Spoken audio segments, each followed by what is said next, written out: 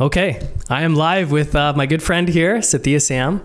So Sathiya, and I'm saying it right. I know Tom doesn't say it right. Yeah, I nail it every time, dude. Sathiya, we met, you're a Rockstar VIP member. Yeah. So we met maybe a couple of years ago, and you come out to as many Rockstar events as you can. I know you've gotten a little bit busier over the past, I don't know, maybe last 6 months or so. Yeah, last year a bit. Yeah, so you've got a very active business. There's a ton of stuff I want to chat with you about today. You've got an amazing online coaching business. You're helping sort out this problem that's like pervasive in our society that nobody else is talking about. Yeah. Right? You're into real estate, you're into investing, and you just had a kid. So you got a lot going on, man. Yeah, bro, it's been busy. It's been busy, yeah. So I know with the kid, especially, you haven't been to many events recently, so I'm hoping to see you around a bit more, but I get it, man. It's busy. Yeah, having a kid is like the one thing that changes everything. So I hear. Yeah. So I hear. Yeah. So we're still figuring it out a little bit, but yeah, I'll be back at more events. Don't worry. Yeah, I'm sure you will, man. So why don't you give us a quick little intro of who you are, what you help people with, and we can get into it. Yeah. So I have an online coaching practice. My story is I grew up very low middle class, and was this in Canada? In Canada, yeah. I'm first generation Canadian. So both my parents are Indian immigrants, which all the Indians listening probably knew that already when they saw my name. It's definitely a very South Indian name. Yeah, it was Sam, right? The last name? No, Sam throws everybody off. Sathiya or Satya, that's what the Indians would say. Yeah. But that's like a very pervasive name in India, like North, Central, or South India. Okay. They all have different versions of the same name. Okay. But Sathiya is like a Canadian version of it. So anytime I actually talk to an Indian and I tell them Sathiya, they're like, no, you're Satya. I always get corrected on it. Yeah. I'm like, I know, but I live in Canada. So, anyway, I started my business about 5 years ago. It was a side hustle. We can get into it, but I was in a really difficult season of my life. Like I was in an unfulfilling job. I was making like $34K a year, working my butt off. My wife and I were engaged at the time, and she was bedridden. The doctors didn't know what was going on. All these medical bills are piling up. I can't afford them. And I'm just realizing like, man, I'm smart. I'm gifted. I work really hard. And I feel like the world is not rewarding me for it, so to speak. So that's what kind of got me down the business train. I started a little side hustle. It grew a lot in 2020, 2021. And then July 2021, I quit my job and started doing it full time. And it's kind of been off to the races ever since. We've doubled, tripled year over year. And we're growing pretty steadily. It's been a lot of fun. Wow, man. Okay, well, why don't you tell people what you do?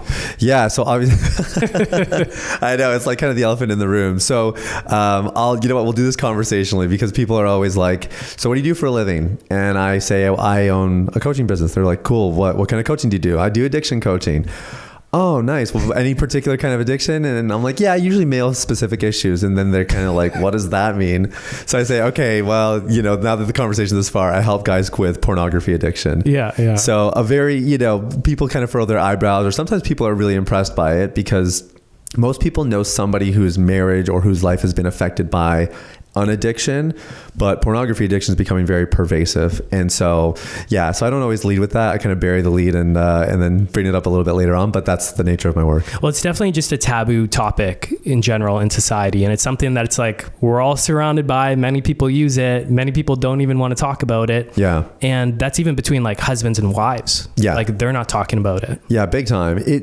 People do not realize the extent of it. Like, to give you an idea, the porn industry generates more revenue than the NBA, MLB, and NFL combined year over year. They get more traffic than Amazon, Twitter, and Netflix combined. That's if you just took the top 3 porn sites, more traffic than those 3 mega giants. So like everybody's watching it. They're making tons of money off of it. And then you look on the other side and it's like, well, people who watch pornography increase the divorce rate by 56%. Men under the age of 40 are suffering from erectile dysfunction in spades because of all the porn they're watching that, being with a real person just doesn't match up. Like the list goes on and on. Relationship quality. I mean, it's actually like a silent epidemic and people don't realize it. And the only way I found it is because I experienced most of this stuff personally. I haven't gone through divorce, thank God, but I've gone through a lot of hardship because I was really addicted to pornography. It's just how I used to cope with stress and hardship in my life. And, you and I are like in the digital age. We're maybe 5 years apart in age. So for me, I got exposed about 11, 12 years old. And which is typical now. Which is typical. That's actually a little bit old. Most people get exposed 8 to 10 years old. Oh my God. So you're getting exposed to something that's that your body's not prepared for, something that is really altering the way you develop sexually, and then the way you relate, the way you cope with stress, all that stuff in a season of your life when things are kind of getting cemented. So by the time you're an adult, then you have all these terrible patterns and habits, and you're a fraction of the person you could be. You're not as productive. Your mind is very scattered. You don't know how to relate with people. You don't know how to have a healthy sexual relationship. You don't know how to engage emotionally. And the list kind of goes on and on. And so people come to us when they're at these breaking points where their wife has left them. They got fired from work because they were watching pornography on a work device. That's way more common than you think. There's a lot of those kinds of situations happening. You know, we worked with a pastor a couple of years ago who was like going to a brothel, you know, and he got caught. You know, one of his congregation members saw him, and God. Yeah, you know, like it's and he blamed that on the porn addiction, like. Yeah, well, I mean, he took owner, like he acknowledged, like, man, I have this problem, and I should have got this solved a long time ago. But it just goes to show you, like, even someone like that, a respected faith leader, will fall into this stuff, and not just fall into it where it's like, yeah, they're watching occasionally. We're talking about an addiction. They can't go a day without it. They can't go a couple days without it. And they literally plan their days around how they're going to get their hit. So it's a serious problem. How many people do you think are addicted but don't know it? Like, if it's so pervasive and so many people watch it, like how many people are just doing it casually as, I don't know, whatever, a release? And then how many people are like legitimately addicted, do you think? Man, it's a really hard question. I know you're seeing people at like rock bottom that are kind of coming to you like, okay, I need outside help. Not all of them though. Not all of them. Okay. I mean, we had somebody sign up this week. You know, he's a very professional guy, and he's been clean for a while. You know, he owns a successful company and whatever. He's been like doing okay, but he can still feel like the remnants, like his mind is off, and he's not relating with his wife well, and like, you know, there's those breaking points. So he would be a great example actually of someone who probably for a while told himself like, I'm not addicted. I'm not like so-and-so. They have it worse. I think to answer your question more directly, I couldn't give you a number. I don't know. Yeah. But here's what I'll say. With all the traffic and all the viewers that we know are out there, we know a lot of people are watching, and we know that the porn industry is a business. So business revolves around two primary concepts, which is lifetime value or lifetime profit of the client, and the cost to acquire that client. Those are the two things you really care about to scale a business. And the porn industry wants people getting exposed at a young age, because the younger that they're exposed, number one, the more likely they are to be addicted. And if they're going to be addicted longer, it extends their LTV. But then also, if you start younger and you stay around longer, that also just naturally increases the LTV. And so we know that they want people staying addicted longer, and we also know they want to control narrative. So the porn industry actually invests a lot of money into controlling more positive narratives around pornography and all that kind of stuff, because they don't want people to discover that this is actually an addiction, that this could be affecting their quality of life. Mm-hmm. So that's where it becomes really prevalent. And I would say a majority of the population that is viewing pornography, if you look at the billions of people that view pornography, and it is billions per month that actually visit porn sites, those are a lot of repeat customers, so to speak. Those are a lot of repeat clients. And that kind of repetition is a very good indicator that there's, if not an addiction, at least a compulsive behavior going on. And that is reason enough to sound the alarm. So billions, like billions of unique visitors. Not billions of unique. I don't know what the unique is. I think it's probably in the hundreds of millions of unique visitors, but billions of views a month. And that furthers the point, which is that nobody's coming to just watch pornography once a month. Most people are coming back again and again and again. Yeah. Wow. Just the business model sounds just like tobacco companies back in the day, trying to get people hooked young. Yeah. And you keep them for life. Yeah, tobacco is a great comparison, or cigarettes, because at first, you know, when cigarettes came out, all of the propaganda around it was like, doctors do it. Yeah. It's good for you. I feel so much better. And that's you're so right, because I guess now I'm realizing it's propaganda, but a lot of the communication about porn and masturbation and stuff is like, oh, it's good for you. Yeah. It's healthy. Yeah. It's how you create a healthy relationship with yourself, right? That's kind of the messaging you see in the media. 100%. And even, you know, they know the most popular porn stars, they'll be as public about, they treat us great and we have a great lifestyle and whatever. I'm friends with some people who got out of the industry, and dude, they got messed right up. They were addicted to drugs. One guy won Adult Performer of the Year about a decade ago. So this guy was in like thousands of films and whatever. And he was ready to commit suicide. That's when he basically changed his life and decided to leave the industry. So it's what you see is not really what you get. Yeah, because of the experiences he had in the industry.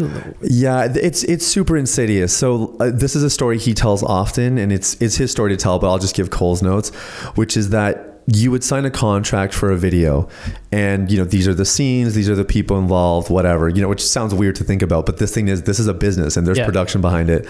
And then in the middle of filming, the director would say, okay, next we're going to do this, and he would say, whoa, that I don't do that, that's not in my contract, like a same-sex scene or something like that, and has no same-sex attraction. Wow. That's not his thing. And they would say, okay, well, if you want your check, then you have to do the scene. This is what's next. So, and again, that's a one-off story, and you're like, oh, that's probably just an extreme thing.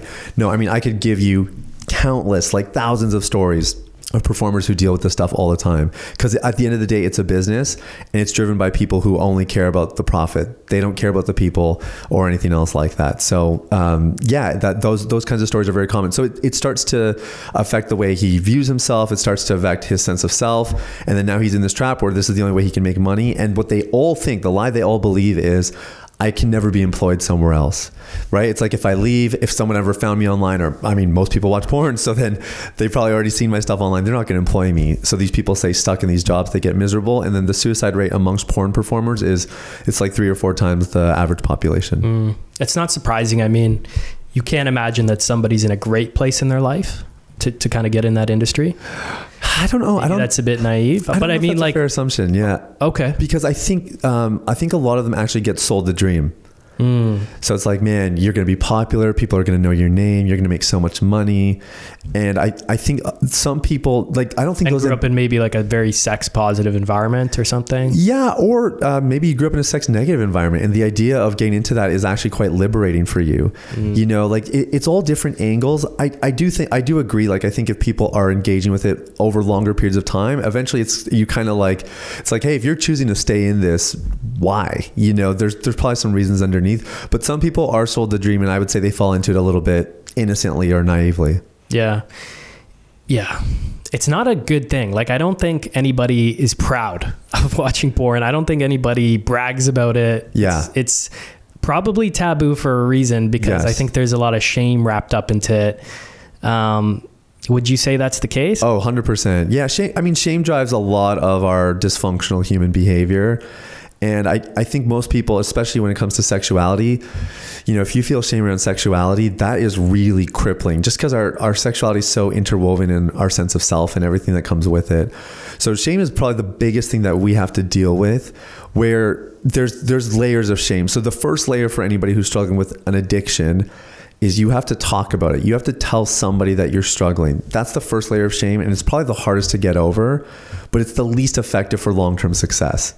So what I mean is, a lot of people will finally bite the bullet, and I think of me when I was addicted to pornography, and I finally told a friend, and I had waited years to do that because I was so ashamed and I was so embarrassed, and I was a pastor's kid, and I kind of had all these ideas of people are going to judge me, they're going to think different of me, and I'm going to lose my reputation. So it just took me a long time to reach this place where I'm willing to open up. And then I did open up, and then I thought, oh, perfect. I was kind of dusting my hands clear of the situation. I finally did it. And it was oh, that didn't really do anything. It helped me break apart the shame, which is useful, but there's practical things, and you have to get to the roots of the issues, and we can get into all that if you want. That's kind of our philosophy and how we help people solve this problem. But the first layers of shame are the hardest to get over, but they're the least effective. What actually deals with shame long term is being in healthy community, steady accountability, and learning to love yourself in spite of your flaws.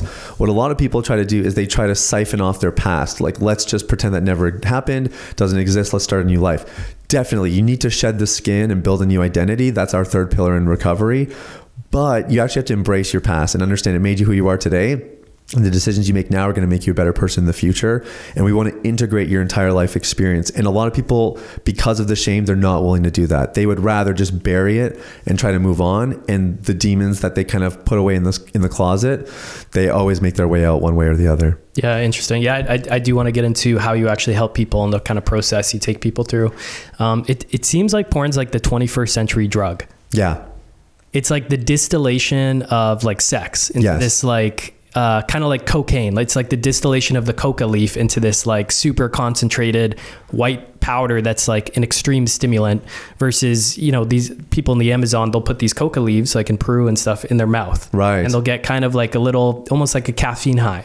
Right. And it's fine when it's just a couple leaves in your mouth. It's like this natural kind of caffeine stimulant. Yeah. But when it's distilled down into this white powder and then sold and snorted up your perfectly nose, manicured or produced. yeah, then it's like, you know, hitting your serotonin and dopamine and all these things. And I feel like porn is the same thing. It's tapping into those like biological drives. Yeah. Putting it in this like hyper stimulatory, you know, video content. And I mean, high speed internet, everyone's got a phone. It's like everyone has access to this stuff. Yeah, it's fun. I mentioned this earlier. So erectile dysfunction's on the rise, pun not intended, with men. And if you look at the data, in 2001, men under the age of 40 experienced erectile dysfunction at a rate of about 5%. And 5% is very low, and that's what you would expect. We've all seen the Viagra commercials, the Cialis commercials. Those people have gray hair for a reason, because that's the demographic that struggles with this. Yeah. As of the last set of data, I think was 2021, and the rate of erectile dysfunction in that same demographic is 33%. 1 in 3. So 1 out of 3 men. So we're 2 men under the age of 40. If we brought in a third, one of us struggles with erectile dysfunction. Shoddy not. Same. Yeah, the third guy sucks for sure. But you know, like that's the kind of like numbers that we're dealing with. Yeah. And again, let's think about what happened from 2001. Well, 2001, 2002, that was like the advent of broadband internet. And then 2007, you kind of see this, you know, very steep incline with smartphones, because smartphones is really what made pornography the 3 A's. It's affordable, accessible, and anonymous. And that third A came in with the smartphone. So it's always been affordable. You know, I mean, I guess there was a cost back in the day with VHS and magazines and DVDs. It's definitely or like having to walk into the video store and like face another human. Yeah, it costs you your dignity. Yeah. Yeah. Whereas, that could be enough of a barrier though, right? Definitely. Yeah. And that barrier's gone now because you can get it on your smartphone. So yeah, so it's affordable. There's no cost to it. You know, the freemium model. By the way, the porn industry was doing the freemium model in the 90s. So we all think like tech and software drove all this stuff. If you look at like freemium, the first people to collect payments online, it's all the porn industry. They drive all like consumer technology habits pretty much. So affordable, it's accessible, it's everywhere. And then it's the anonymity is the killer. It's that people can suffer in silence, watch in silence, and nobody knows about it. And then because of the shame keeps them in that silence. It keeps them isolated. Is that unique to porn or sex addictions versus other drugs, like the anonymous part of it? I've never heard that breakdown before. I would say it's more extreme with pornography. Yeah. So if we were to contrast this, there's 2 different types of addictions clinically. One is a process addiction, which is what it sounds like. You get addicted to a process. The classic process addictions are gambling and video games. So they're more behavioral. Pornography would be in that category. The other one is substance, which is more alcohol, drugs. I mean, those are really the 2 big ones. So when you have a chemical addiction, a substance addiction, is it affordable? No, not really. People who do drugs and alcohol, they actually spend a lot of money on it. Is it accessible? Well, yeah, you don't even really have to be 18. There's accessibility for sure. The anonymity is not really a huge part of it. Most people get into these things socially. Like nobody does their first line alone at home. Most people do it at a party, right? With someone else, or it's in the bathroom, or it's at work, or, you know, whatever it might be. And not that I know from personal experience. I just realized I'm like talking. Sound like you know what you're talking about there. So I think there's a strong social component to a lot of these other places. Video games is another great example. You're not going to get addicted to video games playing by yourself. Unlikely. There's a very strong social component to video games that keeps people in the game. And same with gambling. You don't gamble alone. I mean, even if you gambled online in the privacy of your own bedroom and there's no one else around, you're probably doing something online that involves other people and you're gambling against other people. Like there's always there's a competitive thing about it, or, you know, all these tap into things socially, whereas pornography can be those things, you know, like we've all been in the locker room or in those threads where guys are passing stuff around. But that's not typically how people get exposed, and it's not what keeps them, you know, going back. Most of them do it alone. So it's very different in that regard. Yeah. The first time I ever saw porn, I was in grade 5. Wow. With 10 years old. Yeah. And I think there's these other kids telling us about it. And me and my buddy Daniel were like, well, what is this thing? So we Googled it. And dude, I remember almost like throwing up because it was like hardcore stuff. We pulled it up and I remember just being like, what the hell was that? Jeez. What did I just see? So you Googled the word pornography? I can't remember exactly what we Googled, but we somehow stumbled into it. Okay. And so I was grade 5. Wow. And I'm born in 1995. Yeah. And that was before we had phones or anything like that. You have the one family computer. Yeah. It was in the computer room at my buddy's house. Yes. I remember like walking back. He lived across the street from me, walking back to my house and being like, that was messed up. Yeah, it did. It hits you. I got exposed to to pornography in the computer lab of my Christian school when I was like 2001. Yeah. With like buddies? So a friend came to me and he basically said, hey, my friend told me to check out this website. So I think he had already checked it out on his own time and he knew what it was. He was just being a rat. Yeah. But he didn't tell me that, obviously. So I won't say the URL. It's still a site today, but it doesn't sound like a porn site. I'll just put it that way. Okay. So I type it in and then see what it is. Yeah. And he's like, oh, and I'm like, what? I didn't understand what it was. I was a very innocent, sheltered kid at that point. Yeah. And that was back in the day when you had the computer monitor that has like the big power button. So I remember, because I'm in a computer lab, like there's other people around.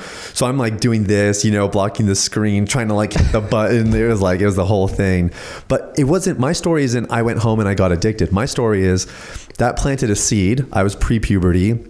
And then when I did start to develop sexually and you have more curiosities and more conversations, that's when I remembered the site. I still remember the URL. And, that's what kind of got me back into it. And then by high school, you're watching regularly. I had other buddies and they talked about it. We kind of knew we probably shouldn't be, but we're all doing it, and you are what your friends are basically at that age. And then in university for me is where I was like properly addicted. That's where like I planned my days around it, couldn't go a day without it. And it was sort of the centerpiece of my life. I say that in reflection. At the time I would have been in complete denial about that, but it's the honest truth. Yeah. Wow. So in high school, it's kind of like your sex ed, as at least speaking as a guy growing, like, I don't know how many women, maybe I can ask you about that, but as a guy, like that was your sex ed in high school growing up. I mean, yeah, for I think millennial men, right? Yeah. The internet was then available and your hormones were raging. Like that's how you learned about sex. Yeah. Your parents generally aren't teaching you. Yeah, no. There could be an argument made that maybe they should be. That certainly is part of my argument with parents. And that's something I hope to pioneer as a father myself now. But generally those conversations aren't happening at home. And by the time they're happening in the school system, I mean, it's just, it's not done very well in my personal opinion, and it shouldn't be the teacher's responsibilities to educate. I think it should happen in the home, but it does end up happening online. Now you touched on women, and I think we need to probably do that really quick. So for every 2 men that are viewing, there's a woman watching. So this is no longer like a guy struggle and we just talk about it's a men's issue. Women are watching a lot of pornography. Again, not everybody's going to say, oh, porn's bad, and not everybody's going to say I'm addicted. But the numbers would suggest that women are watching it with a lot of regularity as well, and probably are more addicted than they realize. So for women, they have another layer of stigma. Like we talked about how taboo this is.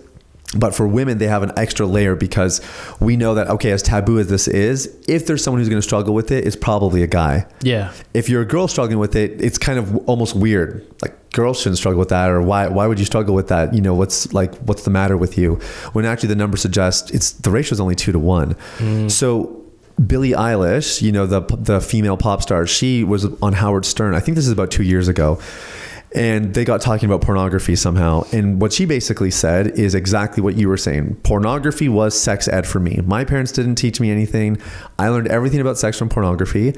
And when I started to be sexually active, I think she said it was, somewhere between 16 and 18 years old, I started to engage in the things that I saw in pornography because I assumed that was normal, not realizing that some of the stuff she was watching was actually pretty intense. What she said later is it was BDSM. So it's actually very intense, like very niche kind of content. But that's what she thought was normal. She fell into that and she watched a lot of it and she just assumed this is normal. So when she was having her first sexual experiences and guys are asking to do these things that are, rather extreme, well, she's not saying no because she just assumes this is normal. Later on, she finds out that's not what normal sex is. And all of a sudden she realizes I've been lied to. I've been totally taken advantage of. And that explains why I was feeling the way I felt during some of these experiences. They didn't really feel right. I didn't feel good about myself, but I just thought this is what sex is and this is what you do. And that's a very public story because she's Billie Eilish and she has millions of people following her that care about her. But that story represents millions of girls who don't have a platform, who go through the same thing, and millions of guys. So the female side of it is that girls feel like they can't say no. The male side of it is that guys feel like they have to look a certain way, perform a certain way, do certain things, last a certain length of time. I mean, we could really go into the weeds of it, but there was a study out of Australia, and what they demonstrated is that men who view pornography are more likely to have eating disorders because watching pornography creates this body dysmorphia in like head to toe, like just the way you look, the six-pack abs, and then obviously, you know, like the centerpiece, so to speak. Guys have this body dysmorphia, like I'm not matching up, I'm not adding up, and they're more likely to engage in binge and purging and all that kind of stuff. Centerpiece, I just caught on. Yeah, I don't know. I was trying to be clever about it. I don't know how far we can go on this. Yeah, I wonder if the shame is probably wrapped up into that too, maybe. Yeah, but I mean, for sure. How could it not be? You know, because pornography is cryptically setting the signal of here's what sex looks like, here's what you're supposed to look like, here's what you're supposed to do. And then if you start to have sexual experiences and they don't match up, like everybody's trying to hit this North Star, not realizing it's hyper produced, that, you know, if a scene doesn't go right, the director comes out and says, and cut. We're going to try that again. I need to see you more, you know, like, we don't it's like social media. It's this curated, I guess, experience that's presented to you. That's not reality. Yeah. I'm glad you brought social media up because if porn is digital cocaine, then social media is its gateway drug. Social media is the thing that we're all addicted to, but we don't realize it. But how long do you think someone could actually go without checking Instagram or Facebook or even just a notification on their phone? I'm a good example of that, man. I had Instagram and I found I was spending like an hour and a half, like 2 hours a day on this thing. It's wild. And I would just get sucked in. Yeah. And I was like, this is a problem. I got to stop because I wasn't having enough time in the rest of my life for other things I wanted to accomplish. So I ended up, I would delete the app from my phone. And then that didn't work because I would go on Safari or Google Chrome and I would log into my Instagram through the browser, which was a way worse experience than using the app. Yes. So it kind of provided a bit of a barrier. Yes. Not enough because I was still just logging in through my browser and just like dealing with the worst experience. Yeah. Then I deactivated my account, but then I would just reactivate it like every week or two or something like that. Yeah. And then I unfollowed a bunch of people where I was like, I haven't even like talked to you since like grade 9. Maybe I don't need to follow you or whatever. So let me just try curating it to like the people in my life I want to kind of, you know, keep in touch with and see what they're up to. Yeah. So I curated it down to like 100 people. And then a week later, I'm like, it's too much, like 50 people. And then I hit like 50. I'm like, I just need to unfollow everybody because if I unfollow everybody, I'm not going to like pull up my Instagram again and re-add everyone. I'm just going to unfollow everyone. So now I have an Instagram account and I go on there for like rock star stuff, the occasional thing to like, I don't know, invite a podcast guest on or something. Sure. But I follow one person, which is my girlfriend, because she got offended that I unfollowed her. And now she's like my public, she posts photos of us. So now I'm like, I want to see what she's posted on. Yeah. But that's it. So I follow her and her alone. And that was the only thing that's kind of prevented me. And I've gone through it with Facebook. Oh, so funny. I only have it for when I do tenant placements. Yep. But when I have it on my phone, all of a sudden find myself watching the shorts. Yeah. When I have some spare time, I'm like, how do I just get slippery. sucked? It's a slippery slope. Slippery. Yeah. So when I was trying to quit pornography, which took me about 5 years to give you an idea of how addicting it can be, that was a huge discovery for me, was realizing social media is kind of what gets the ball rolling. The neuroscience behind it is, and by the way, I was a university researcher, so that's why I often like to bring in the research and the science. There's this concept called edging. So edging is the idea that if, you know, having a conversation right now is like a level 1 out of 5 and watching pornography is a 5 out of 5, social media is kind of edging. It gets you towards like a 2. So you're not like doing the thing, but you're kind of inching closer to it and you know you're doing it. And then you start to watch, you know, race your content, and then an Instagram clip leads to a YouTube clip and it's longer. Then you start clicking on, you know, the suggested videos, and now things are escalating. Now you're doing a Google search and now it's a 4 out of 5 and that sort of idea. And social media is often what's revving the engine. So I just realized if I can stop the engine from getting revved in the first place, I can actually reduce just how often I'm triggered and tempted and how often I fail. And that was huge for me. What I wound up doing is I removed everything from my phone. That was step number 1. And then there's actually extensions you can get in your browser that will block the news feed, because that's what I realized is if I can just block the news feed and just message people and post when I want, then I'm in the clear. Mm-hmm. That was super helpful. So, you know, I have over 100,000 followers on Instagram and tons of people follow me on Facebook. I do all of my content in a Google Doc. My team posts them for me. I don't have any of the apps on my phone. I only log in when I need to. Like another guy reports all the metrics and analytics for me. I don't want to touch it. And now it's not because I'm worried I'm going to fall back into pornography. I've been clean since 2016. My main concern is I don't want to waste time and I don't want to waste my energy. Yeah. So, like the average person spends about an hour and a half to 2 hours a day on social media. That's what I spend on my phone every day. Like my screen time report is about 90 to 120 minutes. Wow. And I think that's the way it should be.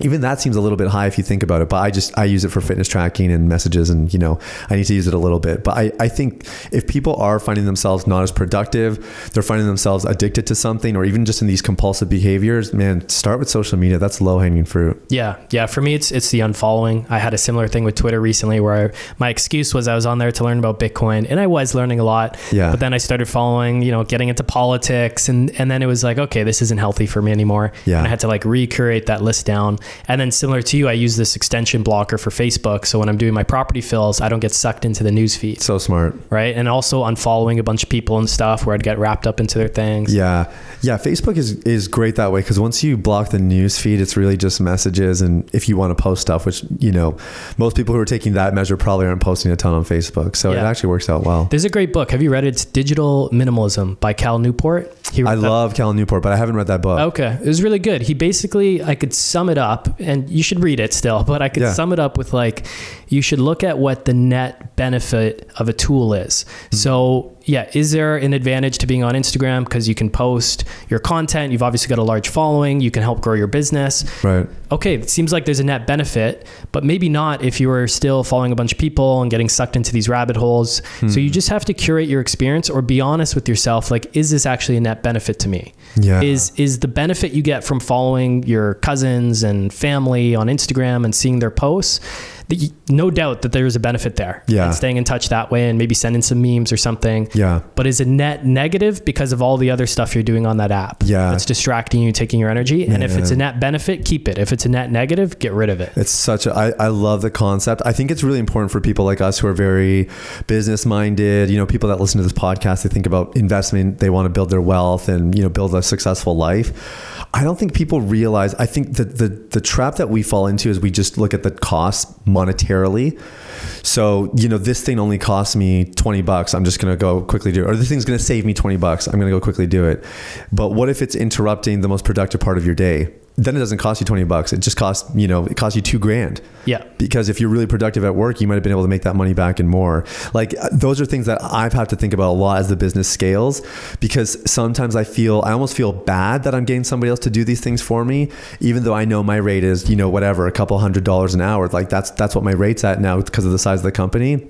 Anything less than that, somebody else should be doing. And that's kind of weird, Yeah. Well, I think it's the way we were raised too, right? With parents that were like, cutting, penny pinching, and 100%. That's a waste of money. You can do it yourself. Oh, dude, yeah. Well, I mean, your parents, I'm assuming, aren't immigrants, but like, or are they? My dad. He was born in Italy. No way. Yeah. Oh, that's cool. Yeah. I didn't know that. So yeah, I mean, that's actually a great example then. So he would probably would have been doing all that stuff. Yeah. Immigrant mentality. Yeah. My parents, like they save Ziploc bags. You know what I mean? They still do it and they're doing great now.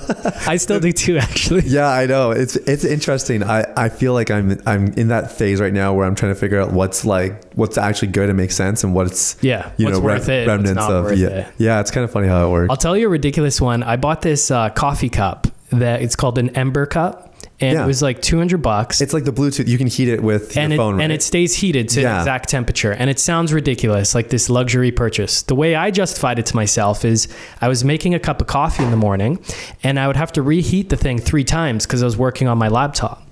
And just those interruptions, those 2-minute interruptions to get up, go to the microwave it for 40 seconds, go back to my thing.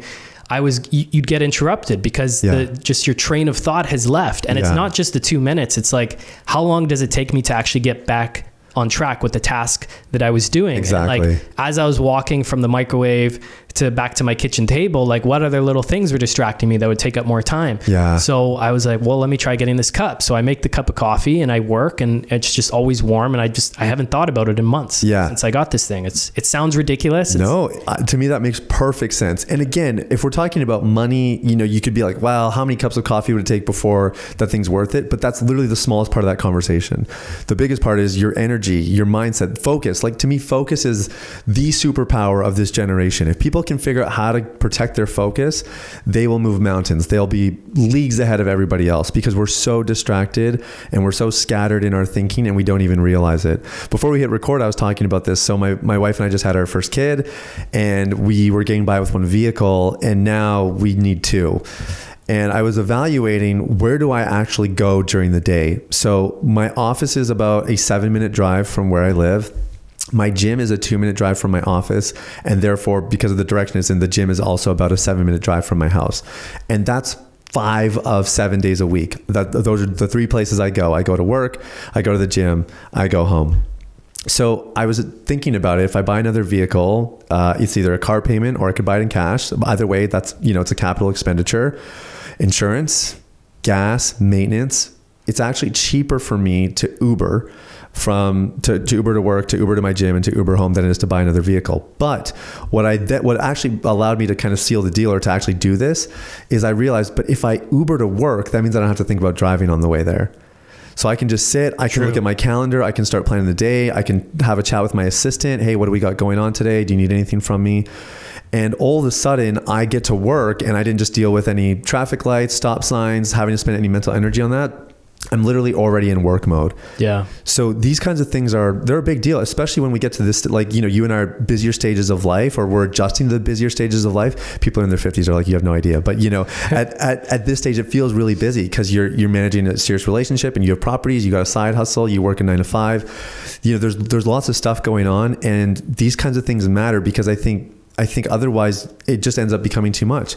You do all these things that you want to do, and then you end up hating all of it because it drives you crazy and you have no energy left for the things you actually love. Yeah, fair. It's like too many tabs open on the computer. You got too many tabs open in your brain. Oh, I don't know how people do all those tabs. I can't do it, man. Yeah, I'm like a 2-tab guy. 2-tab. Yeah. Like once I'm at like 5-6 tabs, I'm like, what's going on here? I'm trying to do 6 things at once. Cut it down. Yeah, exactly. What task am I working on? But it's those mental things. Those are tabs that are open. And sometimes I'm like diligent, even to the point of being like pushy with my girlfriend Christina, of like, we need to get this done just so I can stop thinking about it. Yeah. Get it off of close that loop. Close that loop, right? Because it's this open loop until it's done. So I'm like, I don't care what it just needs to be done. Yeah. Whatever we need to do, let's just do it, get it over with. I just want to move on in life. Yeah. Oh, dude, it's so true. The best thing my wife and I did, and I was trying to get her to do this for the first couple of years of marriage, and she didn't think it was necessary. And then our lives start to get busier, and she agreed to do it, which is once a week we sit down and we just talk through the week. Who's using the car? Do you need help there? Are you taking our son to the doctor's appointment? Am I doing that? Just talking through the week, so helpful. It saved like so much of that stress. And it saved, for me, what I realized is it just saved the amount of open loops. So it's not like Wednesday and I'm not wondering like, wait, does she need a ride tomorrow? Or, we're not doing any of that. Yeah. We already just talked about it. It's super, super helpful. Smart. Yeah. Okay. So you turned this thing, you said, into a side hustle, into now a full-time business. You're scaling up, like things are going really well. So how did you even turn this into a side hustle in the first place? And how did you grow it into a full-time thing? So I had a friend come to me and he was like, hey, I see what you're doing. Cause I was starting to get my message online. This is when I knew nothing about business. So in my head, I'm thinking, I'm sick and tired of the money I'm making. My wife is sick. She's probably not going to have an income. So I was kind of banking on that for us to make things work when we got married and started living together. So, okay, I guess I have to, increase my means. And I know that I love helping people. I had been a pastor. I was a university researcher. Like I have kind of a science academic background, but then like really hands-on, helping people with interpersonal issues. So I'm thinking through all these things, and I have a friend come to me and he says, hey, I think I can help you start a business. He sees what I'm trying to do online a little bit. And I wasn't helping. The pornography addiction thing was not on the radar at all. Like to me, that was the least interesting part of my life. I wanted to just keep that thing buried. You know what I mean? So we start talking, and he knows some of the challenges we're going through. He's a good friend. And he says, well, where do you feel like you could help people? So I start going through different skills, and he's like, okay, that's good. And then we talked about one idea, and I forget what it is now, but it was some sort of consulting thing. And he goes, yeah, I think that maybe would have some potential. And the conversation's almost over, and I tell him, I actually have had this other idea. I haven't really told anybody about it, but I think it could actually be powerful. I'm not sure. And I tell him my whole plan on how I could help other people quit pornography. And he goes, that's it. Forget everything else we just talked about. That's the thing. I'm going to help you build it. So he had a coaching program, and I'm the kind of person where if I agree to that you're going to be my mentor, like Tom and Nick would be great examples. If I'm going to sign up for the Rockstar Inner Circle membership or the VIP membership, if you tell me to do something, I'm going to do it. Even if I don't like it, even if it doesn't make sense to me, I'm going to do it, which is why I really do take my time before I sign up for something. Because I'm not the impulsive person who just like swipes the card. I want to think it through and make sure, do I trust this person enough that even if I don't understand what they asked me to do, I'm still willing to do it. So that's been true with like my personal trainer and my business coaches and everything over the years, like very, very important. And with him, he was that guy. And so for a year, he helped me get it off the ground. Tried a lot of stuff on social media. I mentioned I have big followings now. Those followings just built in the last 12 to 18 months. So the first couple of years we did social, we didn't get a lot of success. It was more podcasts. I had a couple big breaks. I wound up on national television and on a couple really critically acclaimed podcasts and that kind of stuff, and really start to get the word out. And to give you an idea of how scared I was of this whole entrepreneurial journey, I don't mind talking numbers. I was making $34.5K a year in my job, my 9 to 5. In 2020, my side hustle made $93K. And profit was, the margins were very high. They were 50% plus. So you would think that if somebody were to logically look at this, they'd say, perfect, it's time to quit your job and whatever. And after I saw the financials of 2020, I said, you know what? I still don't really get the business stuff. I think I just got a couple lucky breaks this year. I'm gonna quit this job because this job is not making me a better entrepreneur. I want to go work for a bigger business and understand business better. And then in a couple of years, I'm going to start my own thing. So that's how like small-minded and scared I was. To me, that was like logical. It's kind of like the employee mindset, right? So I had a conversation with my wife about it. She was like, really? Like for her, she was kind of surprised. But I was firm. I said, yeah, that's what I'm going to do. And then one day, I don't even remember how this happened. I read The 4-Hour Workweek by Tim Ferriss. Have you heard of it? Read it? Yeah. And there's chapter 2 or chapter 3, he does fear setting. So it's like, if you quit your job, what would be the absolute worst thing that could happen? Mm-hmm. And I realized, so my wife and I were house hacking at the time. We're still house hacking actually, because of Rockstar. Would have never happened if it weren't for Rockstar. Nice. And so we're house hacking. So I'm thinking, okay, if I quit my job and my business flops, the worst case is we move out of our unit and we start to rent that out. I'd live with my parents for a little bit, and I would probably drive Uber to make money. And I put the cash flow numbers together, even just driving Uber 20 hours a week, plus the cash flow we'd get from that property because we locked it in at like 2%, the mortgage is low, whatever. I'm like, man, I'd be making as much money as I'm making right now in this job that I hate. Oh, wow. So it was a no-brainer. So I literally handed in my 2 weeks the next week and then quit. And that was the scariest thing I did, but the thing I didn't factor in is exactly what we talked about earlier. I was thinking about all the opportunities. I was like, I still don't know how I'm going to scale this thing, but what I wasn't factoring in was all the energy and time that I was diverting to a job that I hated. Yeah. And once I was able to divert that time into my business, of course my business grew. I didn't have to have it all figured out. I didn't need to have all the answers. I definitely needed some answers. I don't recommend people just quit on a whim. But there was enough in place that with all the time and energy that I was able to put into it now, we were off to the races. Wow. That's cool, man. Yeah. Those mental hurdles you have to overcome can be the biggest thing, right? Yeah. They are the biggest thing. And even now, we're a 7-figure business and we have 6 people full time, and we're getting ready to scale again, probably double, triple over the next 18 months. And the biggest obstacle to us doing that is me. It's me and the way I'm thinking, because the way I've led my team, the way I've made decisions, it's not going to survive us scaling. So I have to grow and I have to get better and I have to keep changing. And if I don't, then the business will plateau. What are your goals for the business? Do you just want to keep growing at this point? Do you have an end goal? Is it a lifestyle business? Is it like, no, I've got this important thing I'm helping people with. I want to grow it as big as possible? It's both. I almost shy away from the lifestyle thing, even though I am a lifestyle entrepreneur. So I work 25 hours a week right now. I could travel and speak all the time if I wanted to. I choose not to because I want to be home with my family. I've traveled 6-7 times in the last 6-7 months, and my family came with me for half those trips. Awesome. So that's the only way this works for me. And there's lots of reasons for that, but family is just my priority. You know, I would rather be poor and love my family than have all the riches in the world and my kids don't like me. Yeah. So obviously I'm going to build both, but if I had to choose one, that's the priority for me. So I am a lifestyle entrepreneur, but I have huge vision for this thing. And I like helping guys quit pornography, not because it's fun to get guys free of addiction. It's actually, it's really difficult. And I have to teach my coaches how to protect their mental health and well-being because we're in some really deep and dark situations. But we're very successful. Like our success rate's about 70%. And it's especially with professional men. We've just been exceptional there because I think it's because I'm, more like high achieving academic, just a bit more professionally oriented myself. So I think naturally our systems and our principles just work for them. But the reason I love working with these guys is because when they get set free, they go on and they change the world. So our slogan at the company is change the man, change the world. And I think that quitting an addiction, getting rid of the vices in your life, that's like getting out of the negative. That's like getting out of that stupid consumer debt that kind of just keeps you always behind. Yeah. But after that, then it's time to build a life that you want, your life, your terms, whatever that means to you. It's time to do that. And so long term for the company, that's what we're really about.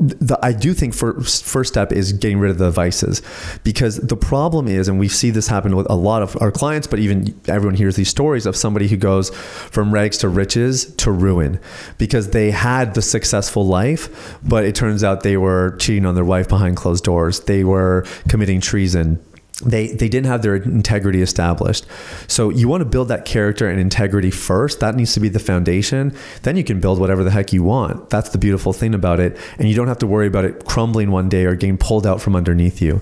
So long term, I'm dreaming of men around the world who are building lives that are founded on integrity, but then they are wildly productive and wildly successful in their careers, in their families, in their communities, in their faith. To me, that's kind of the vision, and that's what we're building. So step one, this has been step one the last 5 years, is really getting our signature product in place. But we're actually getting ready to launch a second product very soon, because with our success rate being so high, a lot of the guys are saying, hey, I'm clean, I'm free, what's the next program? And we haven't had the next thing for them. So we've been surveying them, collecting data, and trying to build the thing that they're looking for, which is honestly, the thing they're looking for is the thing that I would have wanted when I was at that stage as well. So it's been a lot of fun kind of building it out. And that's sort of the dream. Is I think a few years from now, I'm not a big complexity guy. I think simplicity scales. So we'll keep it pretty simple, and maybe build one more tier on sort of that value ladder that clients can do to work with us, and then just keep getting the message out and keep driving more clients through it. Okay. Wow. Yeah. Very inspiring, man. Mm-hmm. And what is that thing you're building now? So basically what happened is, we got all this feedback. Hey, build us another program. That's like the best thing you could hear from your clients. Build us something else that we will buy from you. So we asked them, we did a survey just to ask, hey, what areas do you actually want help in? And I thought for sure what would come back is relationships as the leading one, because that's the story we hear is guys quit, but their wife still doesn't trust them because their wife has been hurt, she's been betrayed, and I don't blame them. So I figured relationships was going to be the thing. Turns out relationships was second. The area where guys wanted help the most was personal development.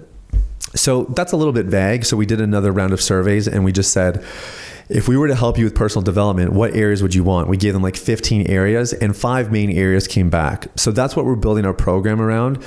But it is all centered around personal development. We're working on the name, but the working title right now is like Success Foundations. So whether you want to, improve your fitness next, your career, we're going to cover a whole bunch of that stuff, but we're going to give you the principles, the concepts, and we're going to teach you how to be the man that you need to be to do those things now that you've gotten yourself out of the negative. So how did you learn how to help people with this? How did you learn the nitty gritty, like the coaching, the steps to take people through? I've naturally been good at it. You know, even when I was young, I remember I was 18. So I skipped a grade and I went straight into university. So I'm like 16, 17 years old in university. And some of these classes I was in, I was making friends with guys who were in their 20s. In fact, one guy in my second year or maybe third year of university, he was going through a divorce. So he's like mid 20s or maybe late 20s. And he would call me every day and he would just talk through stuff with me. He just wanted to process and he wanted my guidance. I'm like 18 years old. I don't know what I'm talking about. I don't know why he's calling me, but I think I've always just had that knack. I know how to help people feel safe and feel comfortable. And if you're a really good coach, you don't give good advice, you ask good questions, because I personally believe most people have the answers in them. They just don't know how to execute them. So I think that's what good coaching is. And that's why we've been so successful. And that's kind of, you know, the people that we hire. I don't do a lot of coaching now. People have to pay a lot if they want to work with me, but we do have a great team of coaches and they're steeped in this philosophy and kind of our methodology, because it's been the most effective. So I just like it. And I like optimization, you know, like when we're talking about saving some money to Uber to work and to the gym instead of buying a car. I like that kind of optimization.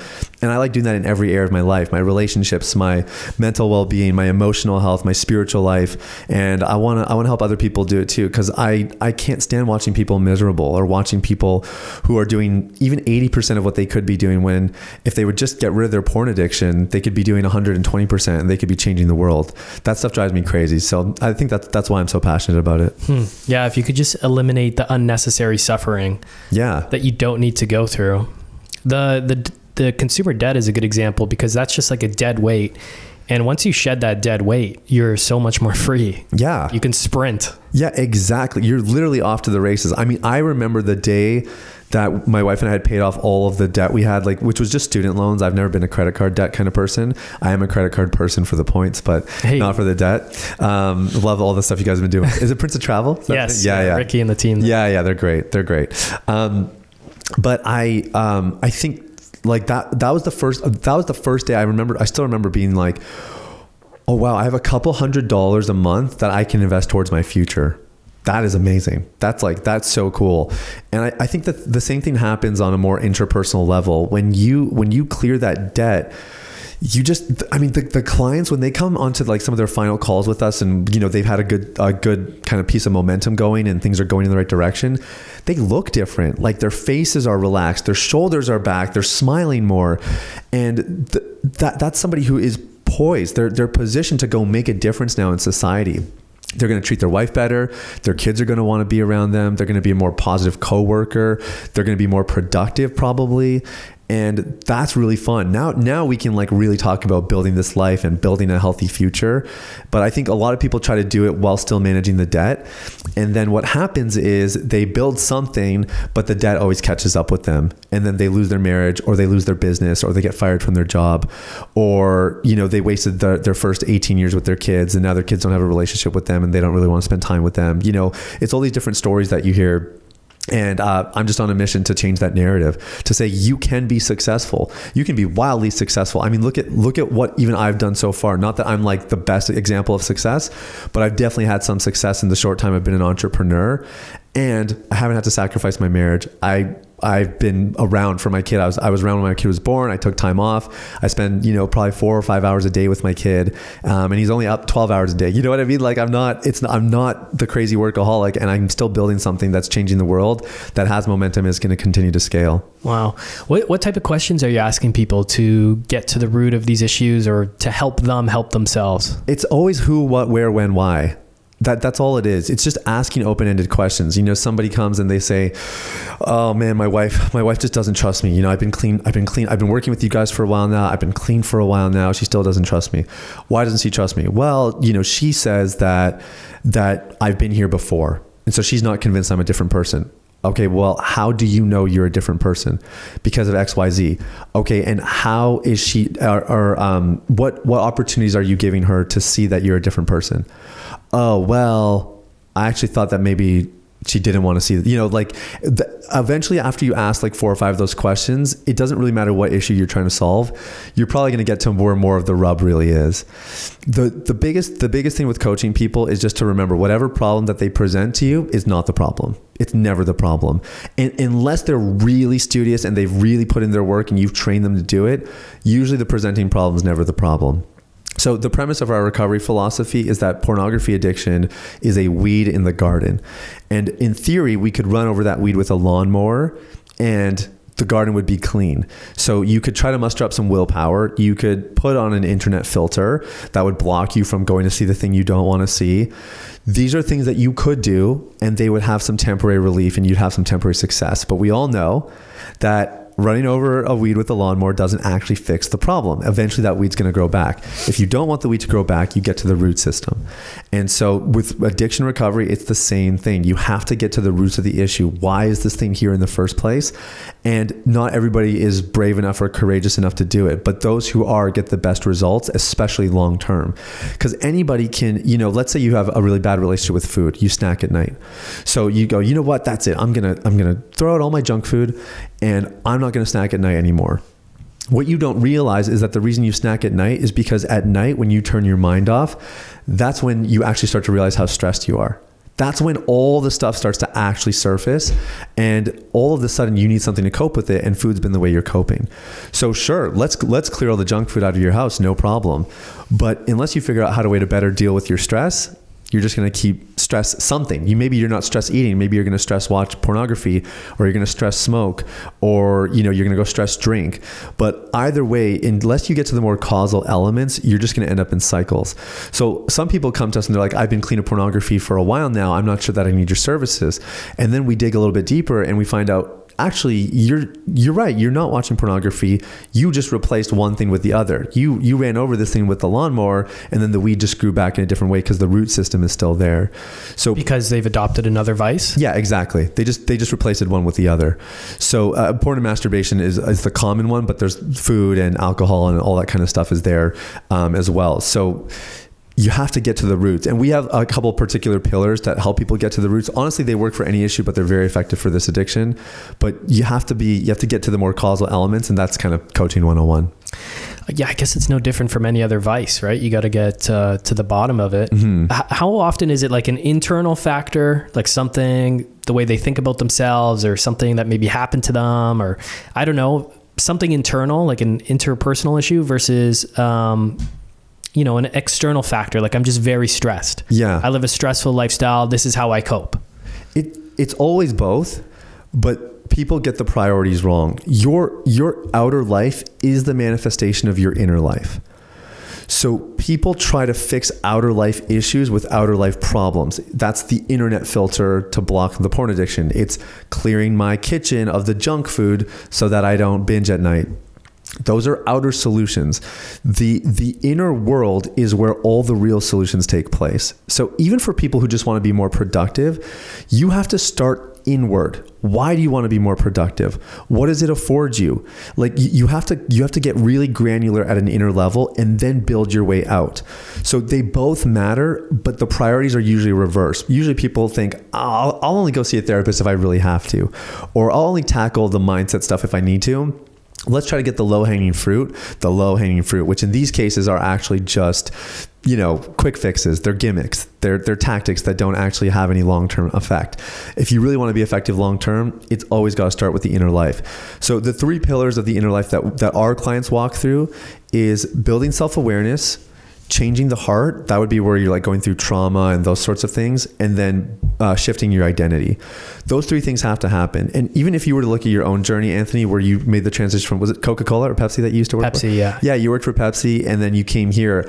I've heard a lot of your story. I listen to this podcast pretty regularly.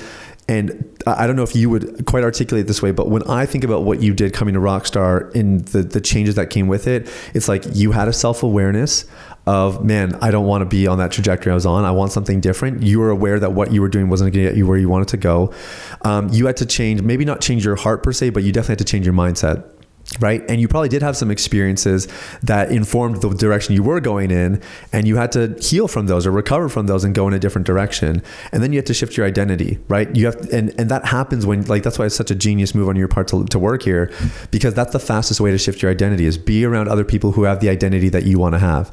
And, that's why for me, masterminds have been huge, because I don't have a lot of entrepreneur friends. I've had to be around business owners who think like business owners so that I can feel like I'm a business owner and I think like a business owner too. And when we walk guys through recovery, it's the same thing. We want them to be in a community of guys who acknowledge that they have potential that they're not tapping into, and that they want to feel fulfilled while they're achieving that potential. They want to have success without sacrifice, and they have to be around those people who are thinking that way and doing the things towards that lifestyle so that it becomes normal and ingrained in them as well. So those three pillars, they work just about across the board. It's the nuances are where, it matters a lot more for pornography addiction or any specific addiction. But those pillars are really powerful for somebody who really wants to transform their life. So with your new product or your new coaching program, how are you going to basically just take those principles and apply them to these other areas, to fitness, to career, to relationships, I think you mentioned?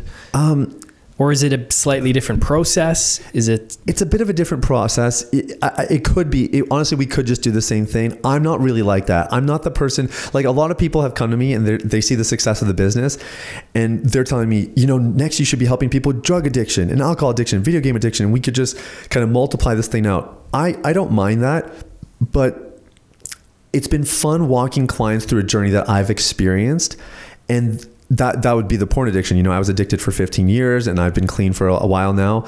And when I saw that my clients wanted help with personal development, I realized that's been my life the last 5 years. I've been reading personal development books. I'm listening to podcasts like this one. I'm trying to get better. And this is way more fun. I would way rather build the business in a way that kind of reflects things that I'm excited about and that I've gone through. And I'm not just going to recycle information. To me, I love coming up with new frameworks and new concepts and new ways of thinking, especially in this day and age where people are so influenced by social media. And, a lot of people, I think we're kind of being brainwashed a little bit in a really bad way online. So I think now more than ever is my opportunity to be novel in the concepts we come up with and to teach people to think differently. Because if you can think differently, you can live differently. So this new program, we have the backbone of it is character, connections, and confidence. That's kind of the basis of what we're building. The idea is character is kind of a building on integrity, but it's really making sure that you're solid in who you are, the values you live by, and that there's this alignment in your convictions about how you think somebody should live and your lifestyle. If those two things are not aligned, then you have some sort of disconnect or dysfunction in your character. So we're trying to get people first to align with those things. You don't have to believe everything I believe. You don't have to have the same convictions as me, but you do need to have some convictions. You do have some convictions, and we need to figure out why you're not living day to day aligned with those. So that's the first step. The second is connections. And this is a lot about healthy marriages, healthy relationships, friendships. We were talking off air about how hard it is to have friendships, at this stage of life and in this day and age where people are so busy and absorbed in digital technology. So we really emphasize that a lot.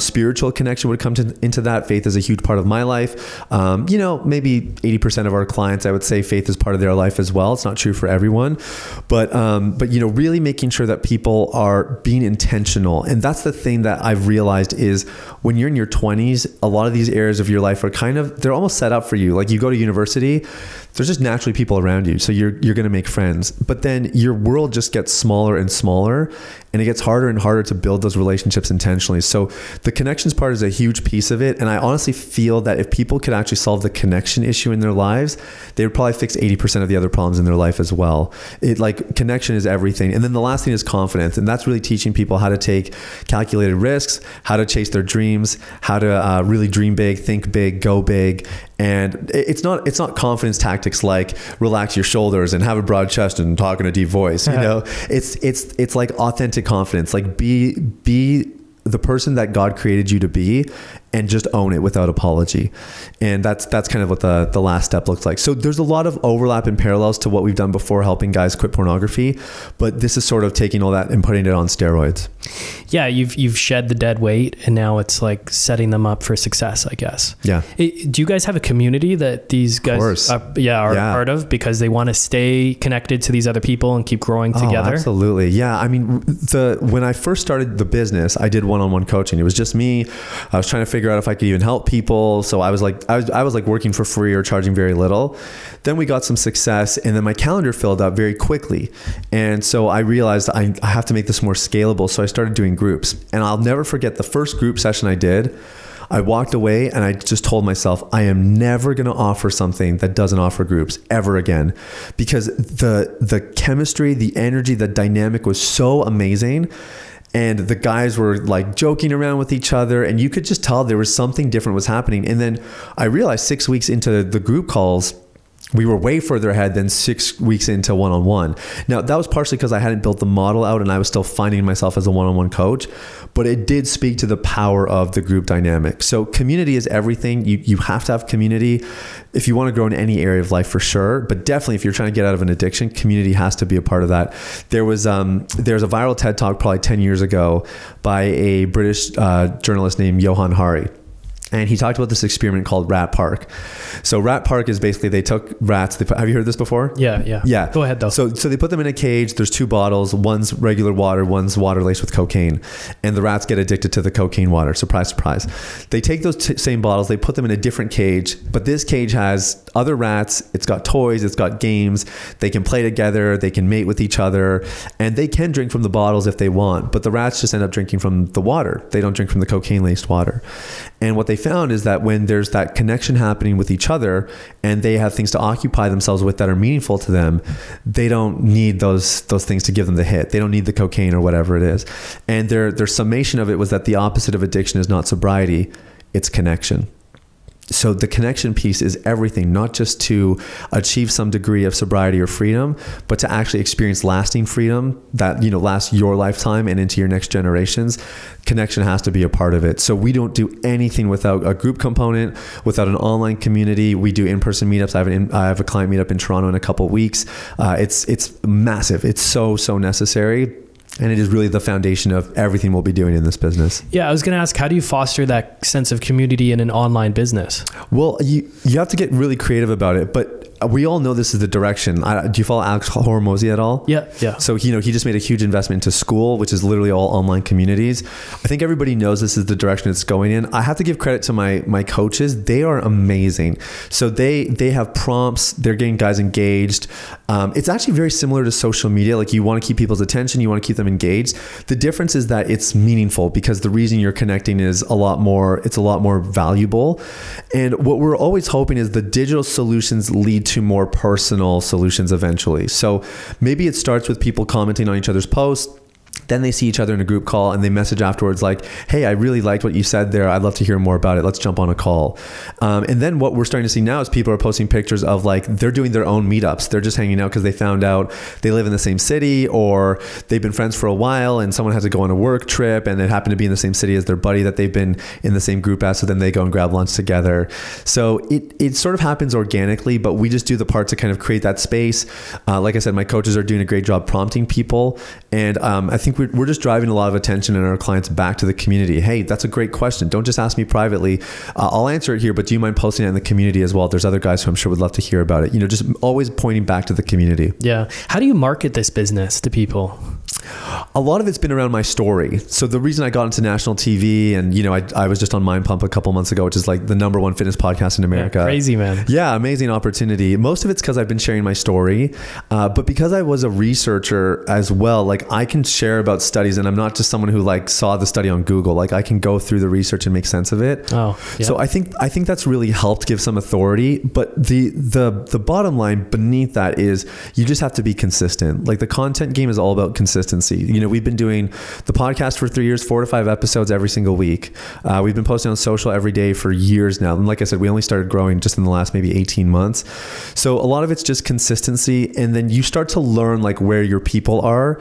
And it's classic marketing. You sell the dream, you speak to their pain points, and then you demonstrate that it's possible. Not just in my story, but now we have, you know, thousands of clients that have come through, so we can show their stories as well and really give people a taste of what it's like. Is this a global business? Are you helping guys all over the world? Yeah. I mean, even our team is global. You know, there's only 2 Canadians, and, you know, we have people in Czech Republic, Australia, Philippines, America, but our client base is the same. I mean, a lot of Americans for sure, but Europe, Australia, South Africa, Canada, obviously, all around the place. Well, you're definitely like riding on the back of this huge trend, which isn't a good trend, but you're helping to solve it for people. Yeah, it's the weird thing. Like the business, when people suffer more, the business grows. Like that, there's a weird correlation there. It's sort of like Dave Ramsey has been helping people get out of debt for 30 years. Yeah. And he's the guy for doing that. I know as soon as I say Dave Ramsey on this podcast, everybody's triggered.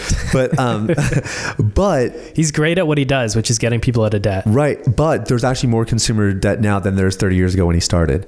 So from his perspective, it's actually the best business model in the world because he's never going to run out of people with debt. I'm definitely dreaming of a world one day where people aren't watching pornography as often. We're not going to eliminate pornography. I think that'd be a bit naive on my part. And I actually don't, how do I say it? The solution to me having a healthier body and making better decisions with food is not to shut down the companies that make junk food. The presence of junk food actually makes me more concrete and solidified in my stance on junk food, which is that I'll eat it, but I'll eat it when I want to, and I'll make sure that I've like earned it or whatever. You know what I mean? And so the same way, like I'm not like, let's destroy the industry because it's ruining all my clients' lives. I do think the industry, I think there's some things going on there that are bad. And so for that reason, I would advocate for shutting it down or definitely making some massive changes. But on the whole, to me, it's a lot more about just building stronger people. And I think there's some legislation happening now to protect minors from getting exposed to pornography. And that I will sign that petition every single day of the week, because getting exposed when you're 10 years old, like yourself, 11, like me, some reports report as young as 8 years old versus getting exposed when you're 18 or 19 is very, very, very different. And the data is clear about that. So I would love to see some of that. I think that could change the market a little bit.